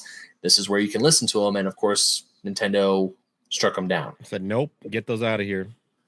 Yeah. So with Nintendo doing a lot of those things and changing things recently, it's really hard to be like, oh yeah, Nintendo is awesome, and then it's like, oh yeah, but they did that, and they did that, and they did that, and they did that. Well, I mean, what's your thought on Nintendo the past few years? I think Nintendo has done a lot of great things, and obviously now I want to explain to people out there that are not familiar with me, that which are probably most people, to be honest, out there. I think that please understand that I'm not like what you would call a quote unquote Nintendo fanboy, where I can only see the good. I will defend everything they do. That is not who I am. I am a lover of Nintendo things, a lover of what they've done over the years, but I can also be critical. And here's where I will be critical a little bit. They took the Wii U, which, by the way, we were talking about that earlier. The reason why I honestly think the reason that it was a failed console is not because of the device itself or the games. Because yeah, if that was a failure, then might I ask you why every game on the Wii U is now a Switch game if there was a failure? It's not. I think the naming and the branding and the advertisement of that console was the only reason it failed. I think Wii U was a stupid name. It just was terrible. Now, come to think of it, why didn't they just call it the Super Wii? Would you have bought a Super Wii? I probably would have bought a Super Wii. I probably would have bought a Super. Like when I first saw the announcement for the Wii U, and I remember seeing the E3 thing for the Wii U, and it was the gamepad, and I thought, okay, is this a peripheral? If the gamepad itself was like a $70 or $80 peripheral that enhanced my Wii games, I would have bought it. But the second I found out, oh no, it's a brand spanking new console, and you need to drop $230 for this thing, I'm like, no, I'm out. Right. It's a lot of money. I think that was clearly that's the easy biggest misstep they've made in the last few years. But I think they've learned from it. You've seen a lot of Switch games getting released, and their scheduled releases cut people entertained and engaged, and myself included. There's times where I think, oh, what are they going to do now? They don't really have much. They keep coming up with stuff. Hey, Mario Kart 8 Deluxe Pack, amazing. I guess I could speak as a creator. It is a little bit concerning that they're striking down so much on YouTube, and they had been in the past, or maybe they've slowed down on it. Seems like they have. Not sure. At this very point in 2022, I'm allowed to go and stream Mario Kart 8, but I would worry that at some point, is that music that's in the background as I'm talking over Mario Kart 8, is that going to get me copyright stricken or deleted from YouTube or Twitch? Are we going to push it that far? I have no personal problem with, hey, I'm going to put up a soundtrack from the GameCube, and they want to strike it down. Unfortunately, it's their right to do it. I'm not going to defend and say that's great. I would say, why do you have to strike it down? You're not making money on it. In fact, I'm pretty sure it tags you. So you are the owner, so you would get the monetization. You would get the clicks. The person that put it up would not get a cent from that. Right. I don't see the problem, but if you want to be dinks about it, I'm kind of in a gray area. I guess I'm not super angry at them, but I'm not like approving of it. I think to me, it's being a little bit of a dink to do that. Yeah. I just worry where that line is going to get pushed. Again, right. As a creator in the creator space, are they going to say, hey, I know how you did that Nintendo Direct reaction where you watched our presentation and you gave your thoughts. And you know what? We don't like that. If you do that, we're deleting it and we're going to report you. If it gets to that, I will have a big problem. And not because I make money, because to be honest, I can disclose to you on YouTube, I've made 0 cents on YouTube. So I can literally tell you I've never made a penny on anything like that. But I enjoy doing that. I want to grow that content. But Yeah. I guess the big question raises is Big N going to come and crush the little creators? Is there going to be a day? And another question is why exactly when Sega puts their soundtracks out on Spotify a lot of times and the other services, why can Nintendo not do this anywhere? Because they would be getting paid by the click. And why when I see Breath of the Wild 5-disc set with a cool booklet and it's only in Japan and oh yeah, it's like $97. Why? And then you delete the YouTube soundtrack. I would love an explanation. You can't buy it and you can't listen to it. And if somebody tries to allow you to listen to it, you can't do that either. Well, okay. I mean, I'm playing the game. Why can't I listen to your music, Nintendo? I guess that's a big criticism I'll have of them. It is, and I'm the exact same way. I am a fan of Nintendo, and I will praise Nintendo when they deserve praise, especially like last E3 specifically, when they said, "Hey, we're working on Metroid Prime 4, but we got something for you," and we got Metroid Dread. Oh my God. Lost my freaking mind. Same. For Metroid Dread. I went back and played every single 2D Metroid in preparation for Dread, and it was one of the most beautiful gaming experiences of my entire life. I played Zero Mission, I played Samus Returns on my 3DS, I played Super Metroid on my SNES Mini, which was the first time I ever experienced that game, and I was my God. I found Fusion again because Fusion was the first Metroid game I ever played. I gave it to a friend because I sold my old Game Boy Advance when I got my SP because I got lost and I was a very impatient kid. And then it's my favorite Metroid game ever. And Dread was chef's kiss game of the year for 2021. Do not at me. 100%. 100%. It was amazing. And then they come up with saying, hey, we're going to shut down the Wii U and 3DS eShop. Now, I understand these are older systems. It was a long time coming. Like when they discontinued the 3DS, we knew it was going to happen. Right. But the fact that but they actually said this before they took that line off. The fact that they said they have no plans to put any of their legacy content up on the Switch makes me infuriated because that's one of the best things about Nintendo. They do so much to be like, hey, remember this, remember the SNES, remember the NES, remember the N64. I mean, they are doing some good things with putting games on the NSO for, like Breath of Fire 1 and 2 is on the SNES NSO. Those games are stupid expensive to find at IRL. But there they are. You can play them. Yes, you have to pay an extra fee. I'm not the biggest fan of that, but you know what? Before the expansion pack, $20 for a year? Take my money. Hell yeah, let's go. Yeah. I would say on that note, I don't understand. I don't understand why you can't play a GameCube game on the Nintendo Switch. Yeah. You can't tell me it's a hardware limitation. I don't believe you. If you haven't figured it out, you haven't tried. They have a GameCube game on Super Mario 3D All-Stars. It's called freaking Sunshine. You did it. You did the damn thing. Right. And even if you're not going to release your whole library, could you take those big ones and release them for, I don't even care, 30, 40, whatever you want to do. Re-release it. That's fine. I do have a problem with their business model of NSO, though, because you have to have the online membership to play them. Okay. It's cheap. It's $20. Okay, I'm with you. Here's the problem. Did you see what they just did to the Wii U and eShop and the 3DS eShop? What day comes when they decide the Nintendo Switch doesn't really matter to them anymore, and we're going to unplug NSO, Nintendo Switch Online? We don't really care. You know what? You're going to click on that Super Nintendo Online collection. It's going to go, ba-doom. I'm sorry, this product is no longer, you can't play this game. It's not supported. Right. Well, everything's gone. You want to go back and play it? Unless they do something incredible, which I absolutely don't see them doing. They would have to, at the end of service, say, here's a patch. We're going to allow it to be on your Switch and you can play it. They're not going to do that. They're going to do what they did with the Miiverse. They won't even remove the icon. Like, remember on the Wii, maybe you don't know this, Wii U and the 3DS, they never removed the icons. They did numerous updates. In fact, they recently did updates of both consoles. They can't even just remove the Miiverse icon. It's just this icon that sits there. You click on it and it gives you not even a nice message, an error message. Can't connect to the Miiverse. Sorry, the service is over with.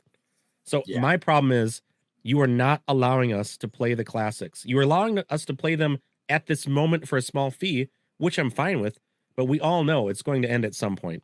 And when it does end, as a gamer, as a gaming historian of sorts, it's bothersome, it's troublesome, and it's concerning. Like if I didn't own the NES carts, I'd be super salty, but I own most of these, and I have ways that they're not going to take out of my hands. Yeah. Why can we not put them up for sale is my question. If you really want to buy them, a la carte.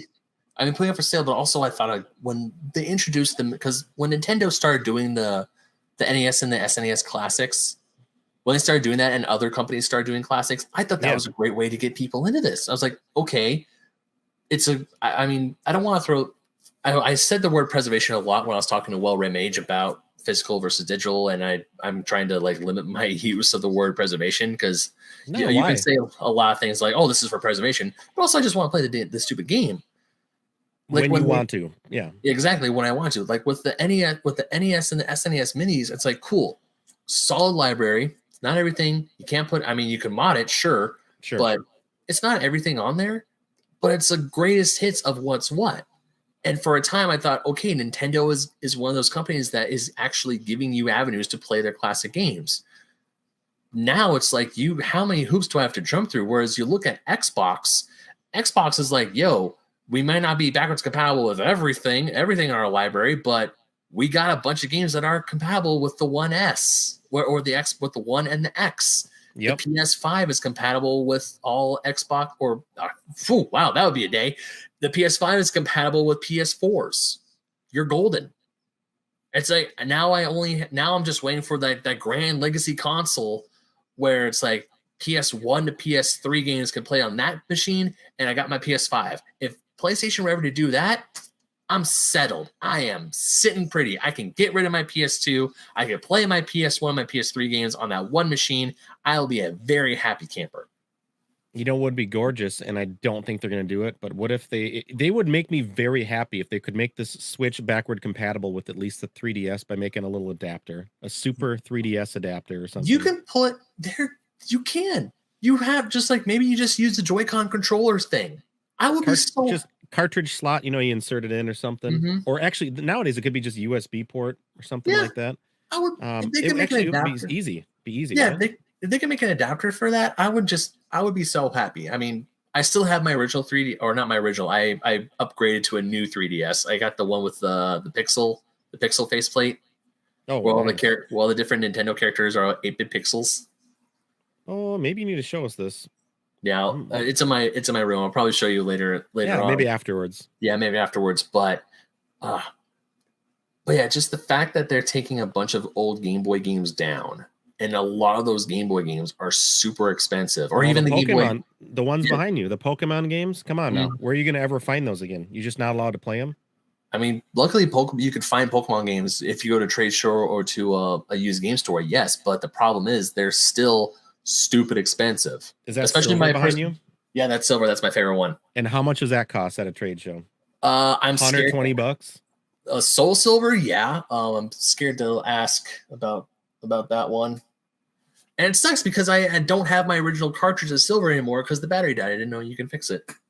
You don't have the cart anymore then? I don't have my original cart, but I do have Soul Silver, so I'm like, okay, at least I have some form of the game. And I was going to say, if you had the cart, I could maybe we could show you later. It's not terrible, or have someone do it for you. No, unfortunately, when I figured out you can actually fix those games, I already sold it years ago, and I've been kicking myself. But I have Soul Silver now, and I just got the original Game Boy version on my 3DS. So it's like, okay, I have a way to play the original should I want, but I have the better one on my DS. Moving forward, though, I have a real problem with how Nintendo's handling it. And they're basically saying, this is our property, and we've decided we're not selling them like that, so you can't play it. And we're raising our hands saying, is there any way to play that game that I used to have that I love? And Nintendo's response is no. No, you may not. And what does that lead to? Of course, it's going to lead to people getting into emulation and illegal ROMs, which that's why it exists, because you will not give us an avenue to play the games we loved and grew up with. They hoist the colors because you're not I see memes all the time when news like this comes out, I see people post memes of like, it's always morally correct to pirate Nintendo games. It's like, it's morally correct to do that because they're not letting you play the games. I get the frustration. I'm do. not saying you should do that, but I'm just saying I get the frustration, man. I get it. I'm 100% anti-piracy. I don't want to be. Right. I don't like saying yo ho unless I'm at Pirates of the Caribbean at Disneyland. But at the same time, I get where these people are coming from, and I also understand it. I don't condone it, but I understand it, especially when it comes to older games that Nintendo is not making any money on anymore. It's like, oh, here's a game from 1995. It's a classic game. It was on the Super Nintendo, and it's really hard to find. It was very late, but it's one of my favorite games, and I can't play this anymore. Can you please? And it's a first-party Nintendo title, but it's a very quiet one. Not a lot of people talk about it. Can you please put this and make this available so other people like me can enjoy it and understand it? And when Nintendo goes no, and it's like, well, what else can I do? The game's now super expensive. It's like, well, too bad. You know, I clearly we're not on the inside of this, and I can't tell you exactly, but my big theory, I've thought about this, I've had many debates about this over the years. I think that Nintendo has just made the choice that the idea of a virtual console, which had to be like mothershipped by them, because think of all the rights holders. Like, let's just pull a Capcom game. Let's just say it's a Mega Man game or something. Maybe it's Battle Network. Why can't I have that on the Switch? Well, they had to work out some sort of licensing to call it part of the Nintendo Virtual Console, to get it on their eShop, maybe to port it, maybe to test it with the software, whatever the rights and stuff to sell that is. I believe all those Virtual Console titles that are not Nintendo owned, of which there's a lot, I think that was just a lot for them. And at some point they decided, you know what, we're not doing that. You guys want to make your collections? You're on your own. We're going to do our thing. We're going to say, you guys pay us per month. We'll give you what we decide you can have, that we have the licensing to, and that's how we do it. But again, my problem becomes the Nintendo Switch Online is not going to be online forever. So if you think you have that library of games there and you're content with it, and let's just say that's the only way you have to play Donkey Kong Country, and you don't have an NES and you want to play Mario 3, and you only have a Switch, you don't have a 3DS, and you don't have a Wii U, you have no other version of it and no other way to play it, in the future when they decide the Switch is obsolete, you are probably screwed. I hate to tell you.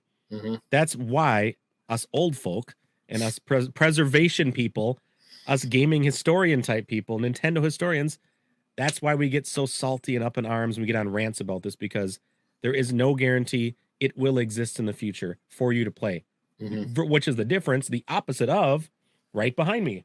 They are not coming into my house, taking away my cartridge behind me, but they are going to do it to you with the Switch. Watch this and listen to this episode in 6 years, 8 years, whatever it is. They're going to do it. And then I don't know, you can say then the next console might have something similar. Maybe they will, maybe they don't. I don't know. I mean, I'd like you to be back on the show in less than 8 years, but we can definitely put a pin in that. I would. Dude, I am having such a great time, and seriously, it's such a joyful conversation. Like, I love it. Thanks for having me, by the way. Thanks for allowing me. Oh, of course. I mean, do you still have a little bit of time, or can we keep going? I've got a little bit, but yeah, we're getting to the point where I should probably wrap. Because I really do not want to end the show. Me neither. I'm having a blast with this. Yeah.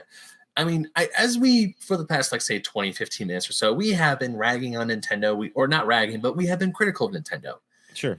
And as I said earlier, ever since Iwata passed away, it's changed. Because when Iwata was alive and he was president and CEO of Nintendo, he would listen to the fans. He would talk to us, and he would also talk to game developers. He would talk to the people working in the building. He wasn't this gilded god of like, I am the Lord, you all follow me, or whatever. That was a horrible impression of or just generic corporate shill, right? Yeah, exactly.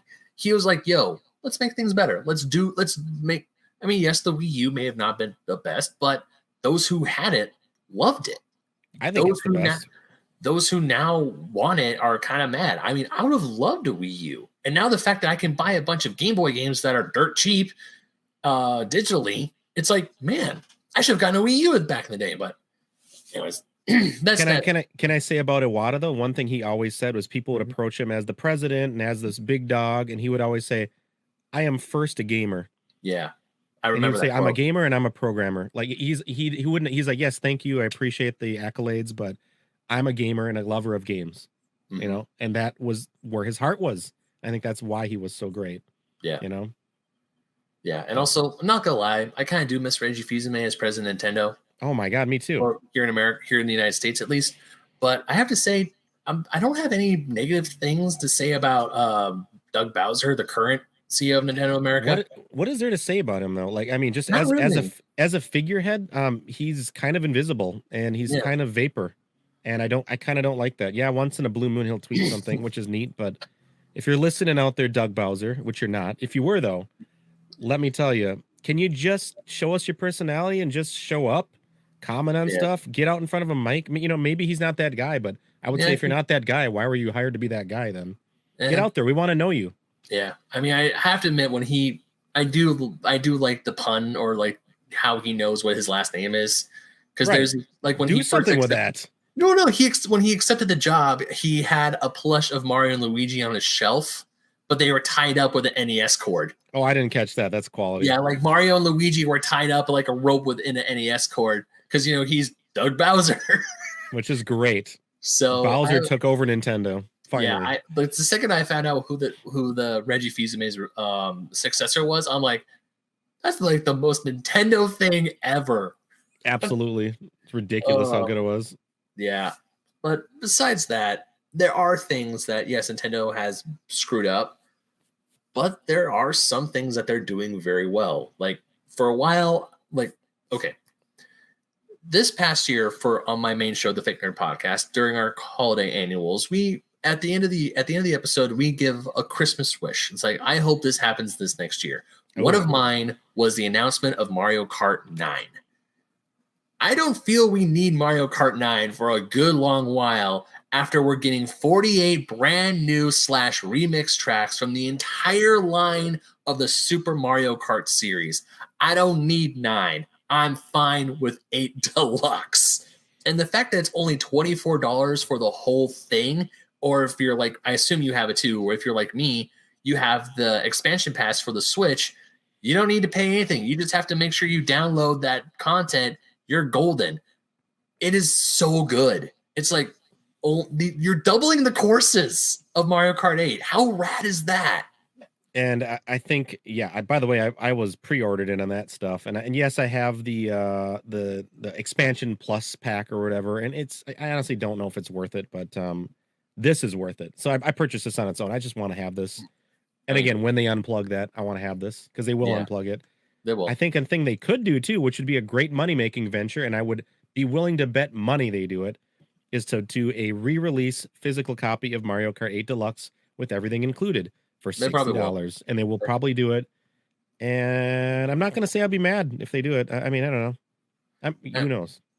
If they do it, like when the next big Nintendo console comes out and they put Mario Kart 8 Mega Deluxe or whatever, or Super Deluxe or Super Mario Kart 8 or whatever they call it, with all the DLC, including the 48 different new courses, probably buy it.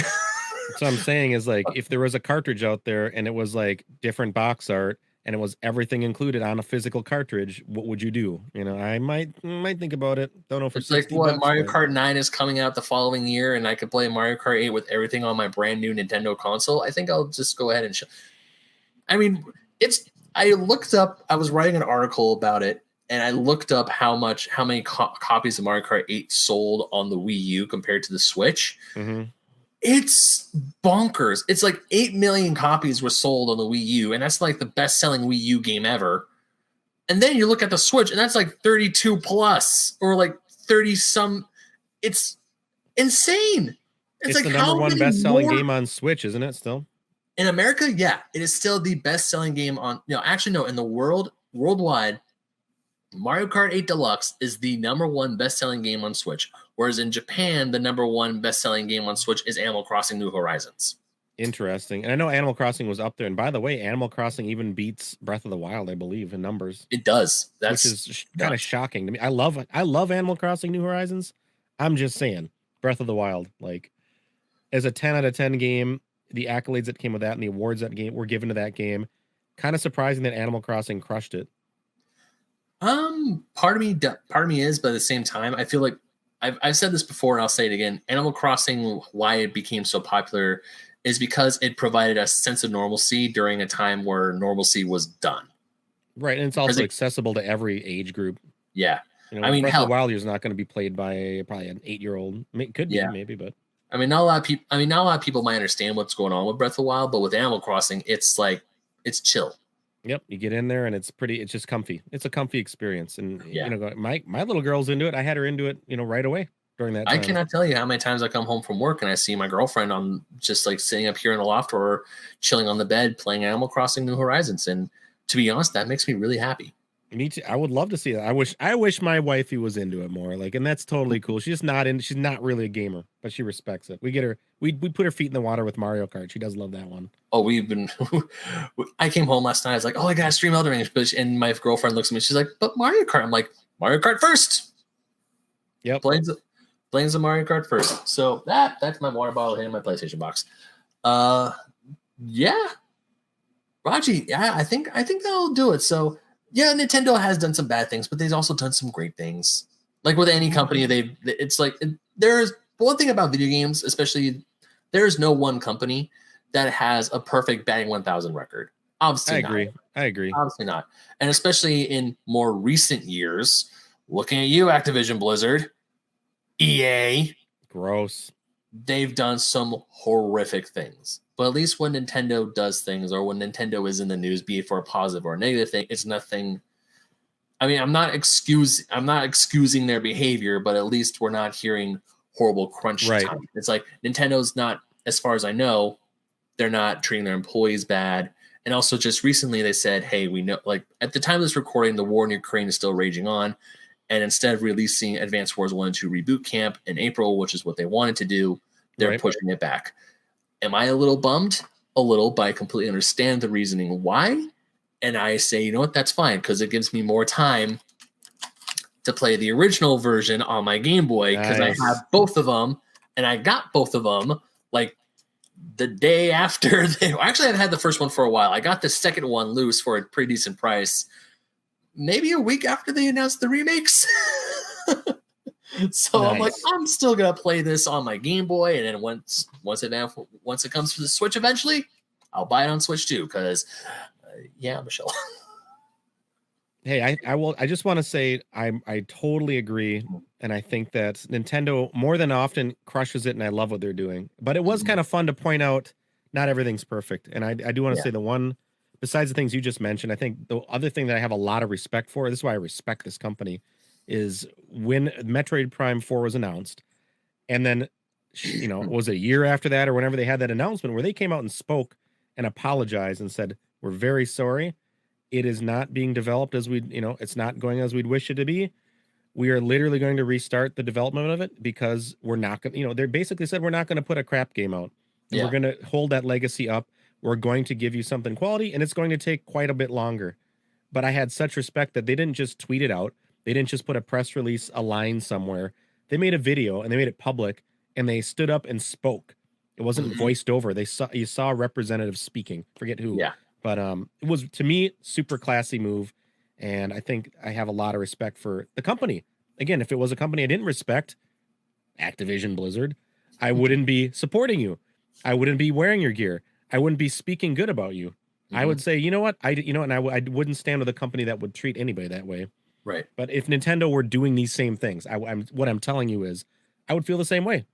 I would turn my back and say that is unacceptable behavior, and I'm not going to respect you. I'm not going to support you. Right. Hell yeah. And then, you know, yeah. And even then, like with the whole Metroid Prime 4 stuff, it's like, cool, they announced it, and then them being straight up like, yo, we were working on it. I'm okay with them saying like we're working on it. It's not just getting swept under the rug, like how sometimes Capcom does things. Mega Man Legends 3. Hey Reggie, where's Mother 3? We're still waiting for that, by the way. Yeah, what the damn hell, Reggie? Yeah, I'm still. I'm sorry, I'm more salty about Mega Man Legends 3. But then Nintendo, there's this charm to Nintendo that no other company can beat. I know I have more Nintendo paraphernalia and apparel and just knickknacks in my house than I do PlayStation. I love PlayStation. PlayStation is what, as much as I say that Sega Nintendo got me into video games, PlayStation was like my gateway home console. That was the first home console in my house, was the original PlayStation. But then Nintendo says, hey, we're going to release these little Game & Watches of Super Mario Bros. And Legend of Zelda. and they're gonna be like, we're just recreating these games, and they also have a few more games, and they're $50, and I'm like, I'm buying them, and I did. I got both the Mario and the Zelda one down here. You know I did. You know I've got them. And even when I bought my Mario one, my girlfriend was like, "How many ways can you play the original Super Mario Bros?" And I actually counted it out. And once again, ding, I have 8 ways to play Super Mario Bros. The original. It's to me that's just about the novelty and the collectability. And you know what? Have you ever just for funsies chucked it in your pocket and went somewhere like maybe I got to sit in line and wait for something, and you're like, "Oh, I'm gonna just bust this out and just play on the Game and Watch for fun, just for even 10 minutes." Like it's cool. When Super Nintendo World opens here in California, because Universal Studios Hollywood, we're getting ours first outside Orlando. So suck it, Orlando. Dude, that's going to be awesome. That's probably going to bring me over that way at some point in my life. Yeah. Guess what I'm bringing to the park to take a bunch of Instagram photos? I'm bringing this sucker, and I'm getting a picture of it with Mario and Luigi. I don't care if I'm a 31 or 32-year-old man when that happens. It's gonna happen. Let's not talk about age here. We don't need to talk about age, but you know what I would suggest? Bring your 3DS and take 3D pictures on your 3DS. Ooh, I could. I totally could.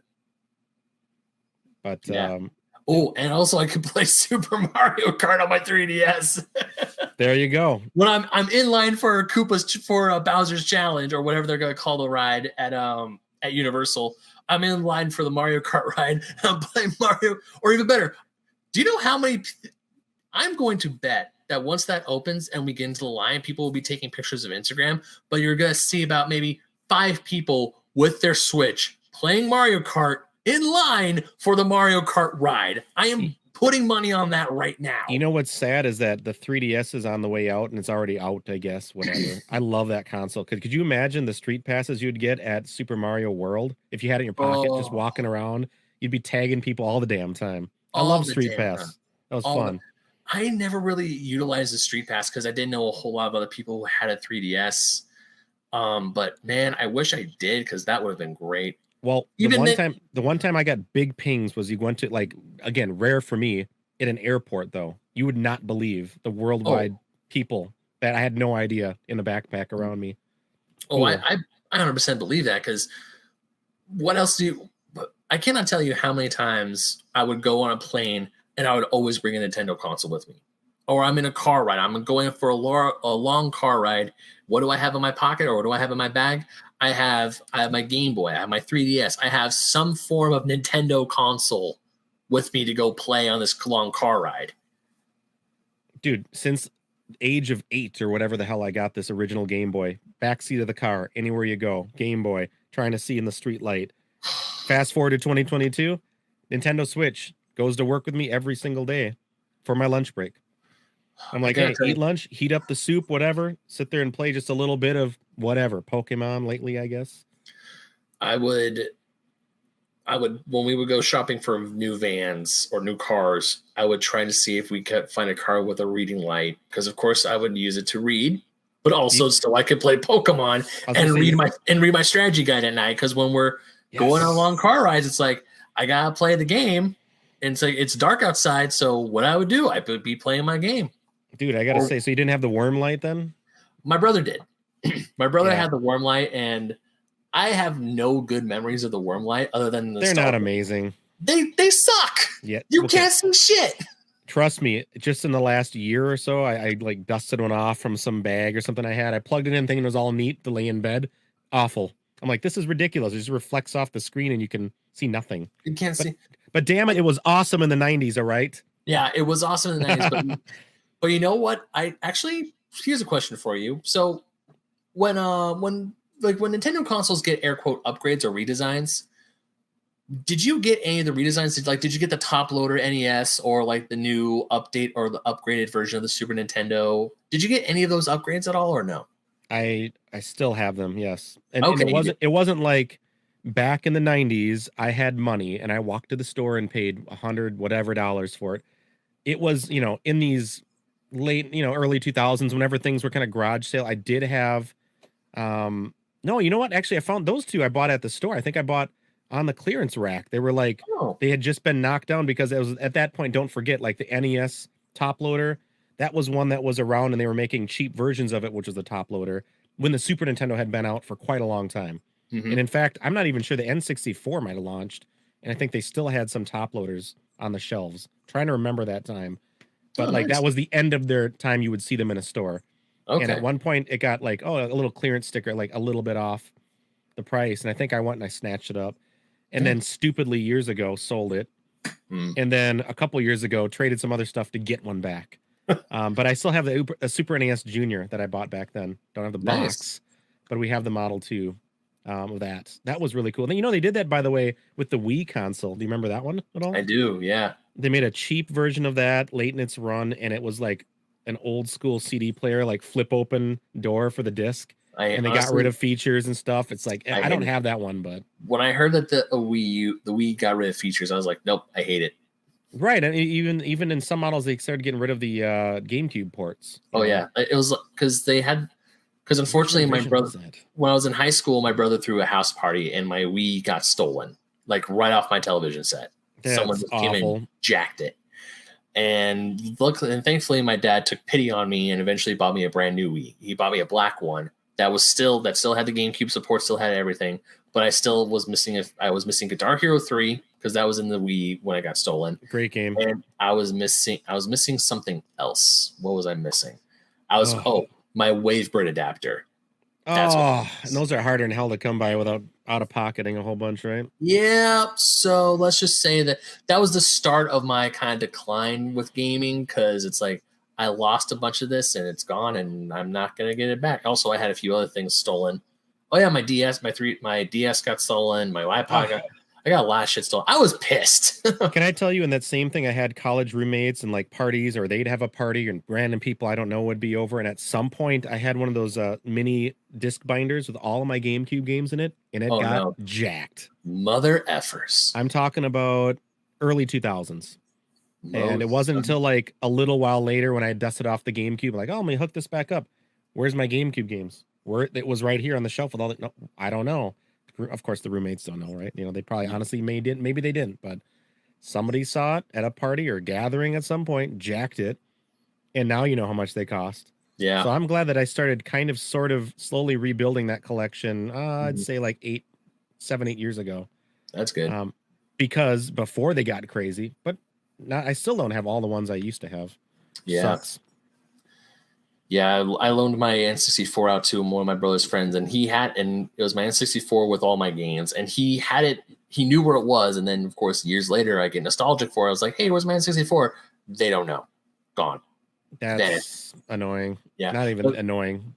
But the reason why I asked you about upgrades is because when this sucker came out, the SP came out, my brother and I, like, the second it said there's a light built into the screen. Yep. My brother, in some stroke of genius, wrote up an actual contract between the two of us so we can pool our money, because it was like around Christmas time when we finally had enough money to get it SP. Sure. We pooled our money, and then we approached my mother and we showed her the contract and told her all she had to do to front the money to get both of us Game Boy Advance SPs. And it worked. I feel like we had negotiations like that. You're reminding me now a little bit.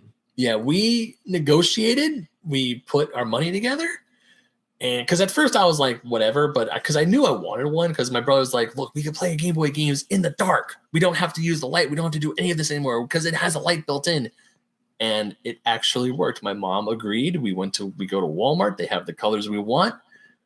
We give our mom the money that we said. She fronted the rest, and we came home that night and we were charging up our SPs, and we were like, I'm looking at my brother, I was like, holy crap, I can't believe that worked. He's like, yeah, it did. I even signed the stupid contract promising him I was going to give him the money, and it happened. I feel like we did something similar. Like, if we can just get this game, I promise you I will do all these yard work chores for the next how many months through the summer, if we can just get this, advance funded or something. I was going to say, do you remember what did even an SP cost? Because I remember doing the same thing. I was excited when it came out, and even in that day was around that college time for me, somewhere in there. I know I bought one. I still have the silver. I got the silver one, but I have no idea what the cost. I don't remember what I'm sure you could Google it just off the top of your head. I'm like, okay, let's see. What were they even running? I 149, 100? What were I they? would say it's up around $150 maybe for a SP in the night. And this is the first run. This wasn't the 101 models too. Me too. The original So, one, which is still good, very good, mhm. but not quite as good, is it? No, once I got my hands on a 101 model, because I downgraded my because once I got my 3DS, I decided to downgrade my DS because I'm like, I'll just get a Game Boy Advance SP. I lost my red one I didn't know where my red one went. And I decided to downgrade to get a Game Boy Advance SP again. And the light wasn't that good. It was kind of beat up and kind of wasn't torn to shreds. But then I heard about the 101 model and saw how it's a brighter screen. It looks better. So I hunted one down. I got one. And it made a world of difference. It's like, oh, this is what I've been missing since the 101 came out. I have been a fool. Okay, not fool, but it's definitely one of those things where you can tell the difference. Like, I played Game Boy Advance games on my DS, and they looked gorgeous, absolutely stunning. Now I'm playing it on a 101 model. I'm like, yeah, this is good. This is really good. I don't know how I survived on the original Game Boy Advance SP models. It's a good screen. It's a decent. I can see it, which is good. But man, this is so much better. Can I tell you the modern day equivalent? The OLED screen Switch is amazing if you play handheld. It is beautiful. My girlfriend does. Look at that. You can't really tell through the camera, but in person, it just has a vibrance about it, and it's got the richer darks and stuff. Like, when it first came out, I made a YouTube video just kind of spitballing some thoughts on it, and I said, dude, it doesn't have any upgraded graphics. I don't know if I just don't see it. I'm not doing it. I'm not getting one. I'm not going to do it. That's it. I'm not going to do it. And then a few months went by, and I saw one in person, and then I started realizing too, you know, as our habits changed throughout a pandemic, and I'm sure you had habits before and after and during, and as things change, you know, and like I was going back to work and stuff, and I was like off my TV screen a lot more, realizing, dude, I play Switch handheld. I gotta say, 80% of the time or more, it's handheld. So this is a significant upgrade. And so I finally, reasoned with myself that I'm going to trade in a Switch and upgrade one and pay the difference. But let me tell you, if you're that same person, it's worth it. It's so worth it if you're a handheld player. Now, if you don't play handheld often, if you often have it on the screen, you're literally not going to see a graphical difference. So probably not something you need to do. But that's just my opinion. Just throwing it out there. Like, we're talking about that Game Boy SP Model 1 screen versus the Model 2 screen, the 101. Yeah. This is as significant, I think, of an upgrade. Yeah. Really. Yeah, because my girlfriend, she plays handheld more than I do. I used to play handheld when I first got it, because it's like I would play handheld when I would come home back when I would come home around like 5 in the morning and I want to play a little bit Breath of the Wild before I went to sleep. Sure. I would play it. I would like put the volume super low. I'd be playing it. And I'm like, man, this is odd. I always love how the gimmick of the Switch is that it is completely seamless, interchangeable from television to handheld. No problem, no nothing. You don't have to even pause the game. You just pull it out the dock. I absolutely love that. And the Switch, as much as I love a bunch of Nintendo, the NES or the Super Nintendo, the N64, my Game Boy Advance, as much as these consoles, as much as I love them, the Switch is easily becoming my favorite Nintendo console of all time. I know it's the newest one. I know it's like the best one and yada, yada, yada. But just all the stuff I can do with it, I'm with you. Easily tell you, the only game library that I can that's probably like, no, actually no, my Switch library is bigger than my Game Boy Advance library or any other Nintendo console I currently own. You know, you're right, and I can actually see that you're right behind me here. Yeah. Can you see? Yeah, I can see. Yeah, I mean, outside of the minis, like, because I'm playing outside of my mini consoles.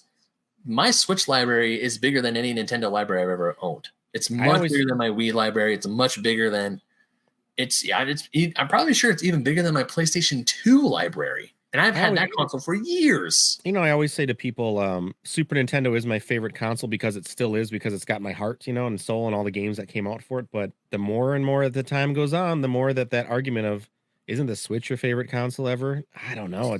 I'm going to have to maybe, for the first time in my life, just mentally go through that and decide, because we are getting to that point where I think you need to make that choice. Like, Yeah. I think it could be the Switch. I don't know. I'm not going to say it here and now, but maybe. Right. I mean, also right now in my personal life, I just got my PlayStation 5. I just got Elden Ring from my PlayStation 5. Amazing. That is so good. It is so beautiful. That is just like, I mean, that's anytime I've had the game, I've been putting my time towards that because it's my brand new thing. It's something I've been wanting for a while. But at the same time, it's like, I think about it as like, there's still some great Switch games. Like that Kirby game that's coming out in next week, actually. I'll be on that one. I really want that Kirby game. I really want a triangle strategy, but I know that's going to be like a huge time sink. But Kirby looks fun. And it's 2-player. I can play with my girlfriend. How great is that? Are you excited for Switch Sports? I got to play the demo of that online, and it is fantastic. I didn't play the demo, but I know so many people are excited for it. I probably won't get it myself because even when I did play Wii Sports, I wasn't like really into Wii Sports. I want to play other games outside of Wii Sports. All your Metroid's gone. Oh, what happened there? Oh, there you go. That's like the weather forecast. It switches to like, oh, is it partly cloudy or something? It just pops up. It's connected to my phone, so it gets updates that way. Oh, that's neat. Can actually put the clock on there too. But anyway, yeah. But yeah, because I did like Wii Sports, but the fact that Switch Sports is coming, that's gonna make Nintendo even more money.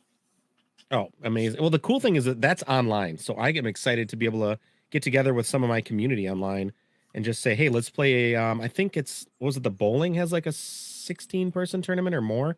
Ooh. So you can do bowling and it goes round per round, like in a elimination type of bracket type setup. Oh, that's cool. And it keeps it going because everybody's bowling at the same time. You're not taking, it's my turn. Now it's his turn. Now it's their turn. That's even better. So it moves very fast. It's not what you would imagine. If you're at a bowling alley, it takes forever to get around to you. Mm-hmm. This moves along quickly and it gives you all, and it stacks up the points per round. And then, how many people make it to the next part of the bracket. That's just one of the features. But I'm very excited that for the first time ever, you can do this online at your convenience. I was nudging you to get Elden Ring earlier. Now you're nudging me to get Switch Sports because that sounds. I am telling you, I think you're gonna love it. You've got the significant other there as well, but you even without that, you'll have people online you can get involved with at any point. Tennis. Oh, that's gonna be fun. That is gonna be fun. Speaking of which, I need to add you on Switch. We're gonna talk about all that, I think, as we wrap this up, right? Yeah, definitely. Anyways, I think look at that. We're about to hit 2 hours, just like I told you earlier. So you were right. Raji, thank you so much for coming on and just chatting with me about Nintendo. It was great. I had an absolute blast. And now you're just messing around with your Pixel thing I'm just clicking on something here. Here, this one's for you. There you go. Mario Luigi from Mario 3. Great. No, thank you so much, dude. Ben, it's been so amazing, like just getting a deep dive and have discussions with you. And I honestly feel like, on Twitter, I feel like I knew you a little bit, but now I feel like I know you so much more. And I appreciate the chance to just talk. And let me tell you, I have a lot more to talk about. So maybe in the future we continue this somewhere. Well, good news is that you have an open invite. So if you ever just want to come back on, feel free to hit me up on Twitter, or message me like, yo, let's try something. I'm like, hell yeah, let's do it. I'm in, man. Yeah. So Raji, where can people find you on the internet? Oh, that's a great question. So primarily you're going to find me over on twitch.tv/Super Nin10Bros, spelled like it is on the screen if you're watching. Otherwise, I'm sure there'll be a link somewhere, right? Mm-hmm. There will be. Also on YouTube. So I'm a creator and I usually am on twitch.tv live Tuesdays, Thursdays, Sunday night, 9 p.m. Central Time. And on YouTube, new stuff every week. There's a Super Nin10Bros page. We actually have 2 different ones. And the second one is called Super Rewind. It's all the Super Nin10Bros episodes in their full entirety at 1080p whenever you want. So like one is kind of the archival channel, catch up what you missed channel. And the main channel is all the new edited content. But also I'm big on Twitter. Obviously, where I think we really connected was on Twitter. So Super Nin10Bros and Instagram. So there's a lot of things. Yeah, but those are the main ones. Yeah, we connected on Instagram and Twitter, but also I remember you were on Sin Spacey show a while ago, and I forgot what my question was for that episode, and that was that's how I found you and the other guests on that. Nice. And then you and I just started talking, and it's like, man, great thing about Twitter is that you actually get to talk to people and connect and all that good stuff. Well, I'm so glad I found out about you, and so obviously I'm an immediate fan of the podcast and stuff, so I'll be back and I'll be listening too. I would love to have you back on, bud. So definitely. There we go. There's the right way. Follow Raji. Follow Super Nin10Bros. I'm bummed because I haven't been able to watch many streams yet because once again, my work sucks. Don't worry. When I'm working, everyone's streaming, and it's like even last night when I was at work, the guest that I had on the last show, Mint Blay, she asked me if it's like, hey, can you play Mario Party Superstars with us? I'm like, I can't. She's like, how come? I just clocked into work. She's like, well, when are you done? 12:30 California time, and she's over in whatchamacallit, over in the Montreal area. And she was like, no. So that's like a 3-hour time difference. So I'm like, yeah. You're gonna be asleep when I'm working. We'll find a way. I've got some ideas. We will find a way. Of course, you can follow me, Ben Magnet, at BenMagnet27 on Instagram, Twitter, maybe TikTok if I finally get the nerve to actually make a profile and join that. I don't know. I'm kind of out there on TikTok, by the way. You can find I'm just dabbling, but hang out there, hook up if you want. I mean, part of me does, and also I'm lazy, and I also have other stuff. I got shit to do. It is work. Anyways, maybe, who knows, if I make a TikTok, or maybe I have to make a new or do a new username, whatever. But Instagram and Twitter, I'm definitely there. Obviously, I'm co-host of the Fake Nerd Podcast, which is how you're watching this on our YouTube channel. You can go to FakeNerdPodcast.com. Every links to there or links to all of our shows on the Fake Nerd Network Family Podcast are there. And you can also find me writing for Fusion Gaming Magazine, GoNintendo.com, and Old School Gamer Magazine. Best part is if you look at my Instagram, which by the time this comes up, a lot of links and a lot of other stuff is going to be there. You can subscribe to Fusion Gaming Magazine because your boy's writing for them from now on, and I'm excited. Nice. Yeah, my first printed article, or my first published article ever in a print format, is about Mario. Funny enough. I love your shirt, by the way. Oh, thank you. Yeah. I love your shirt. I love your hat. Thank you. Can't tell you how many times I'm at a store and I see a really cool Mario shirt. I'm like, ooh, and my girlfriend goes, no. Same thing, but my wife does the same. It's the same exact scenario. It's the same scenario. She's like, you have a lot of shirts. I'm like, yeah, I don't care. I need this one. Yeah, I get the same. I have to do a color with my t-shirts. But anyways, Raji, thank you again so much for coming on. Pleasure's all mine. Cannot wait to have you back. And can't wait to play games with you, dude. It's going to be a good time. For sure, bro. For sure. Thank you so much. Be well. Of course. And now, unpause.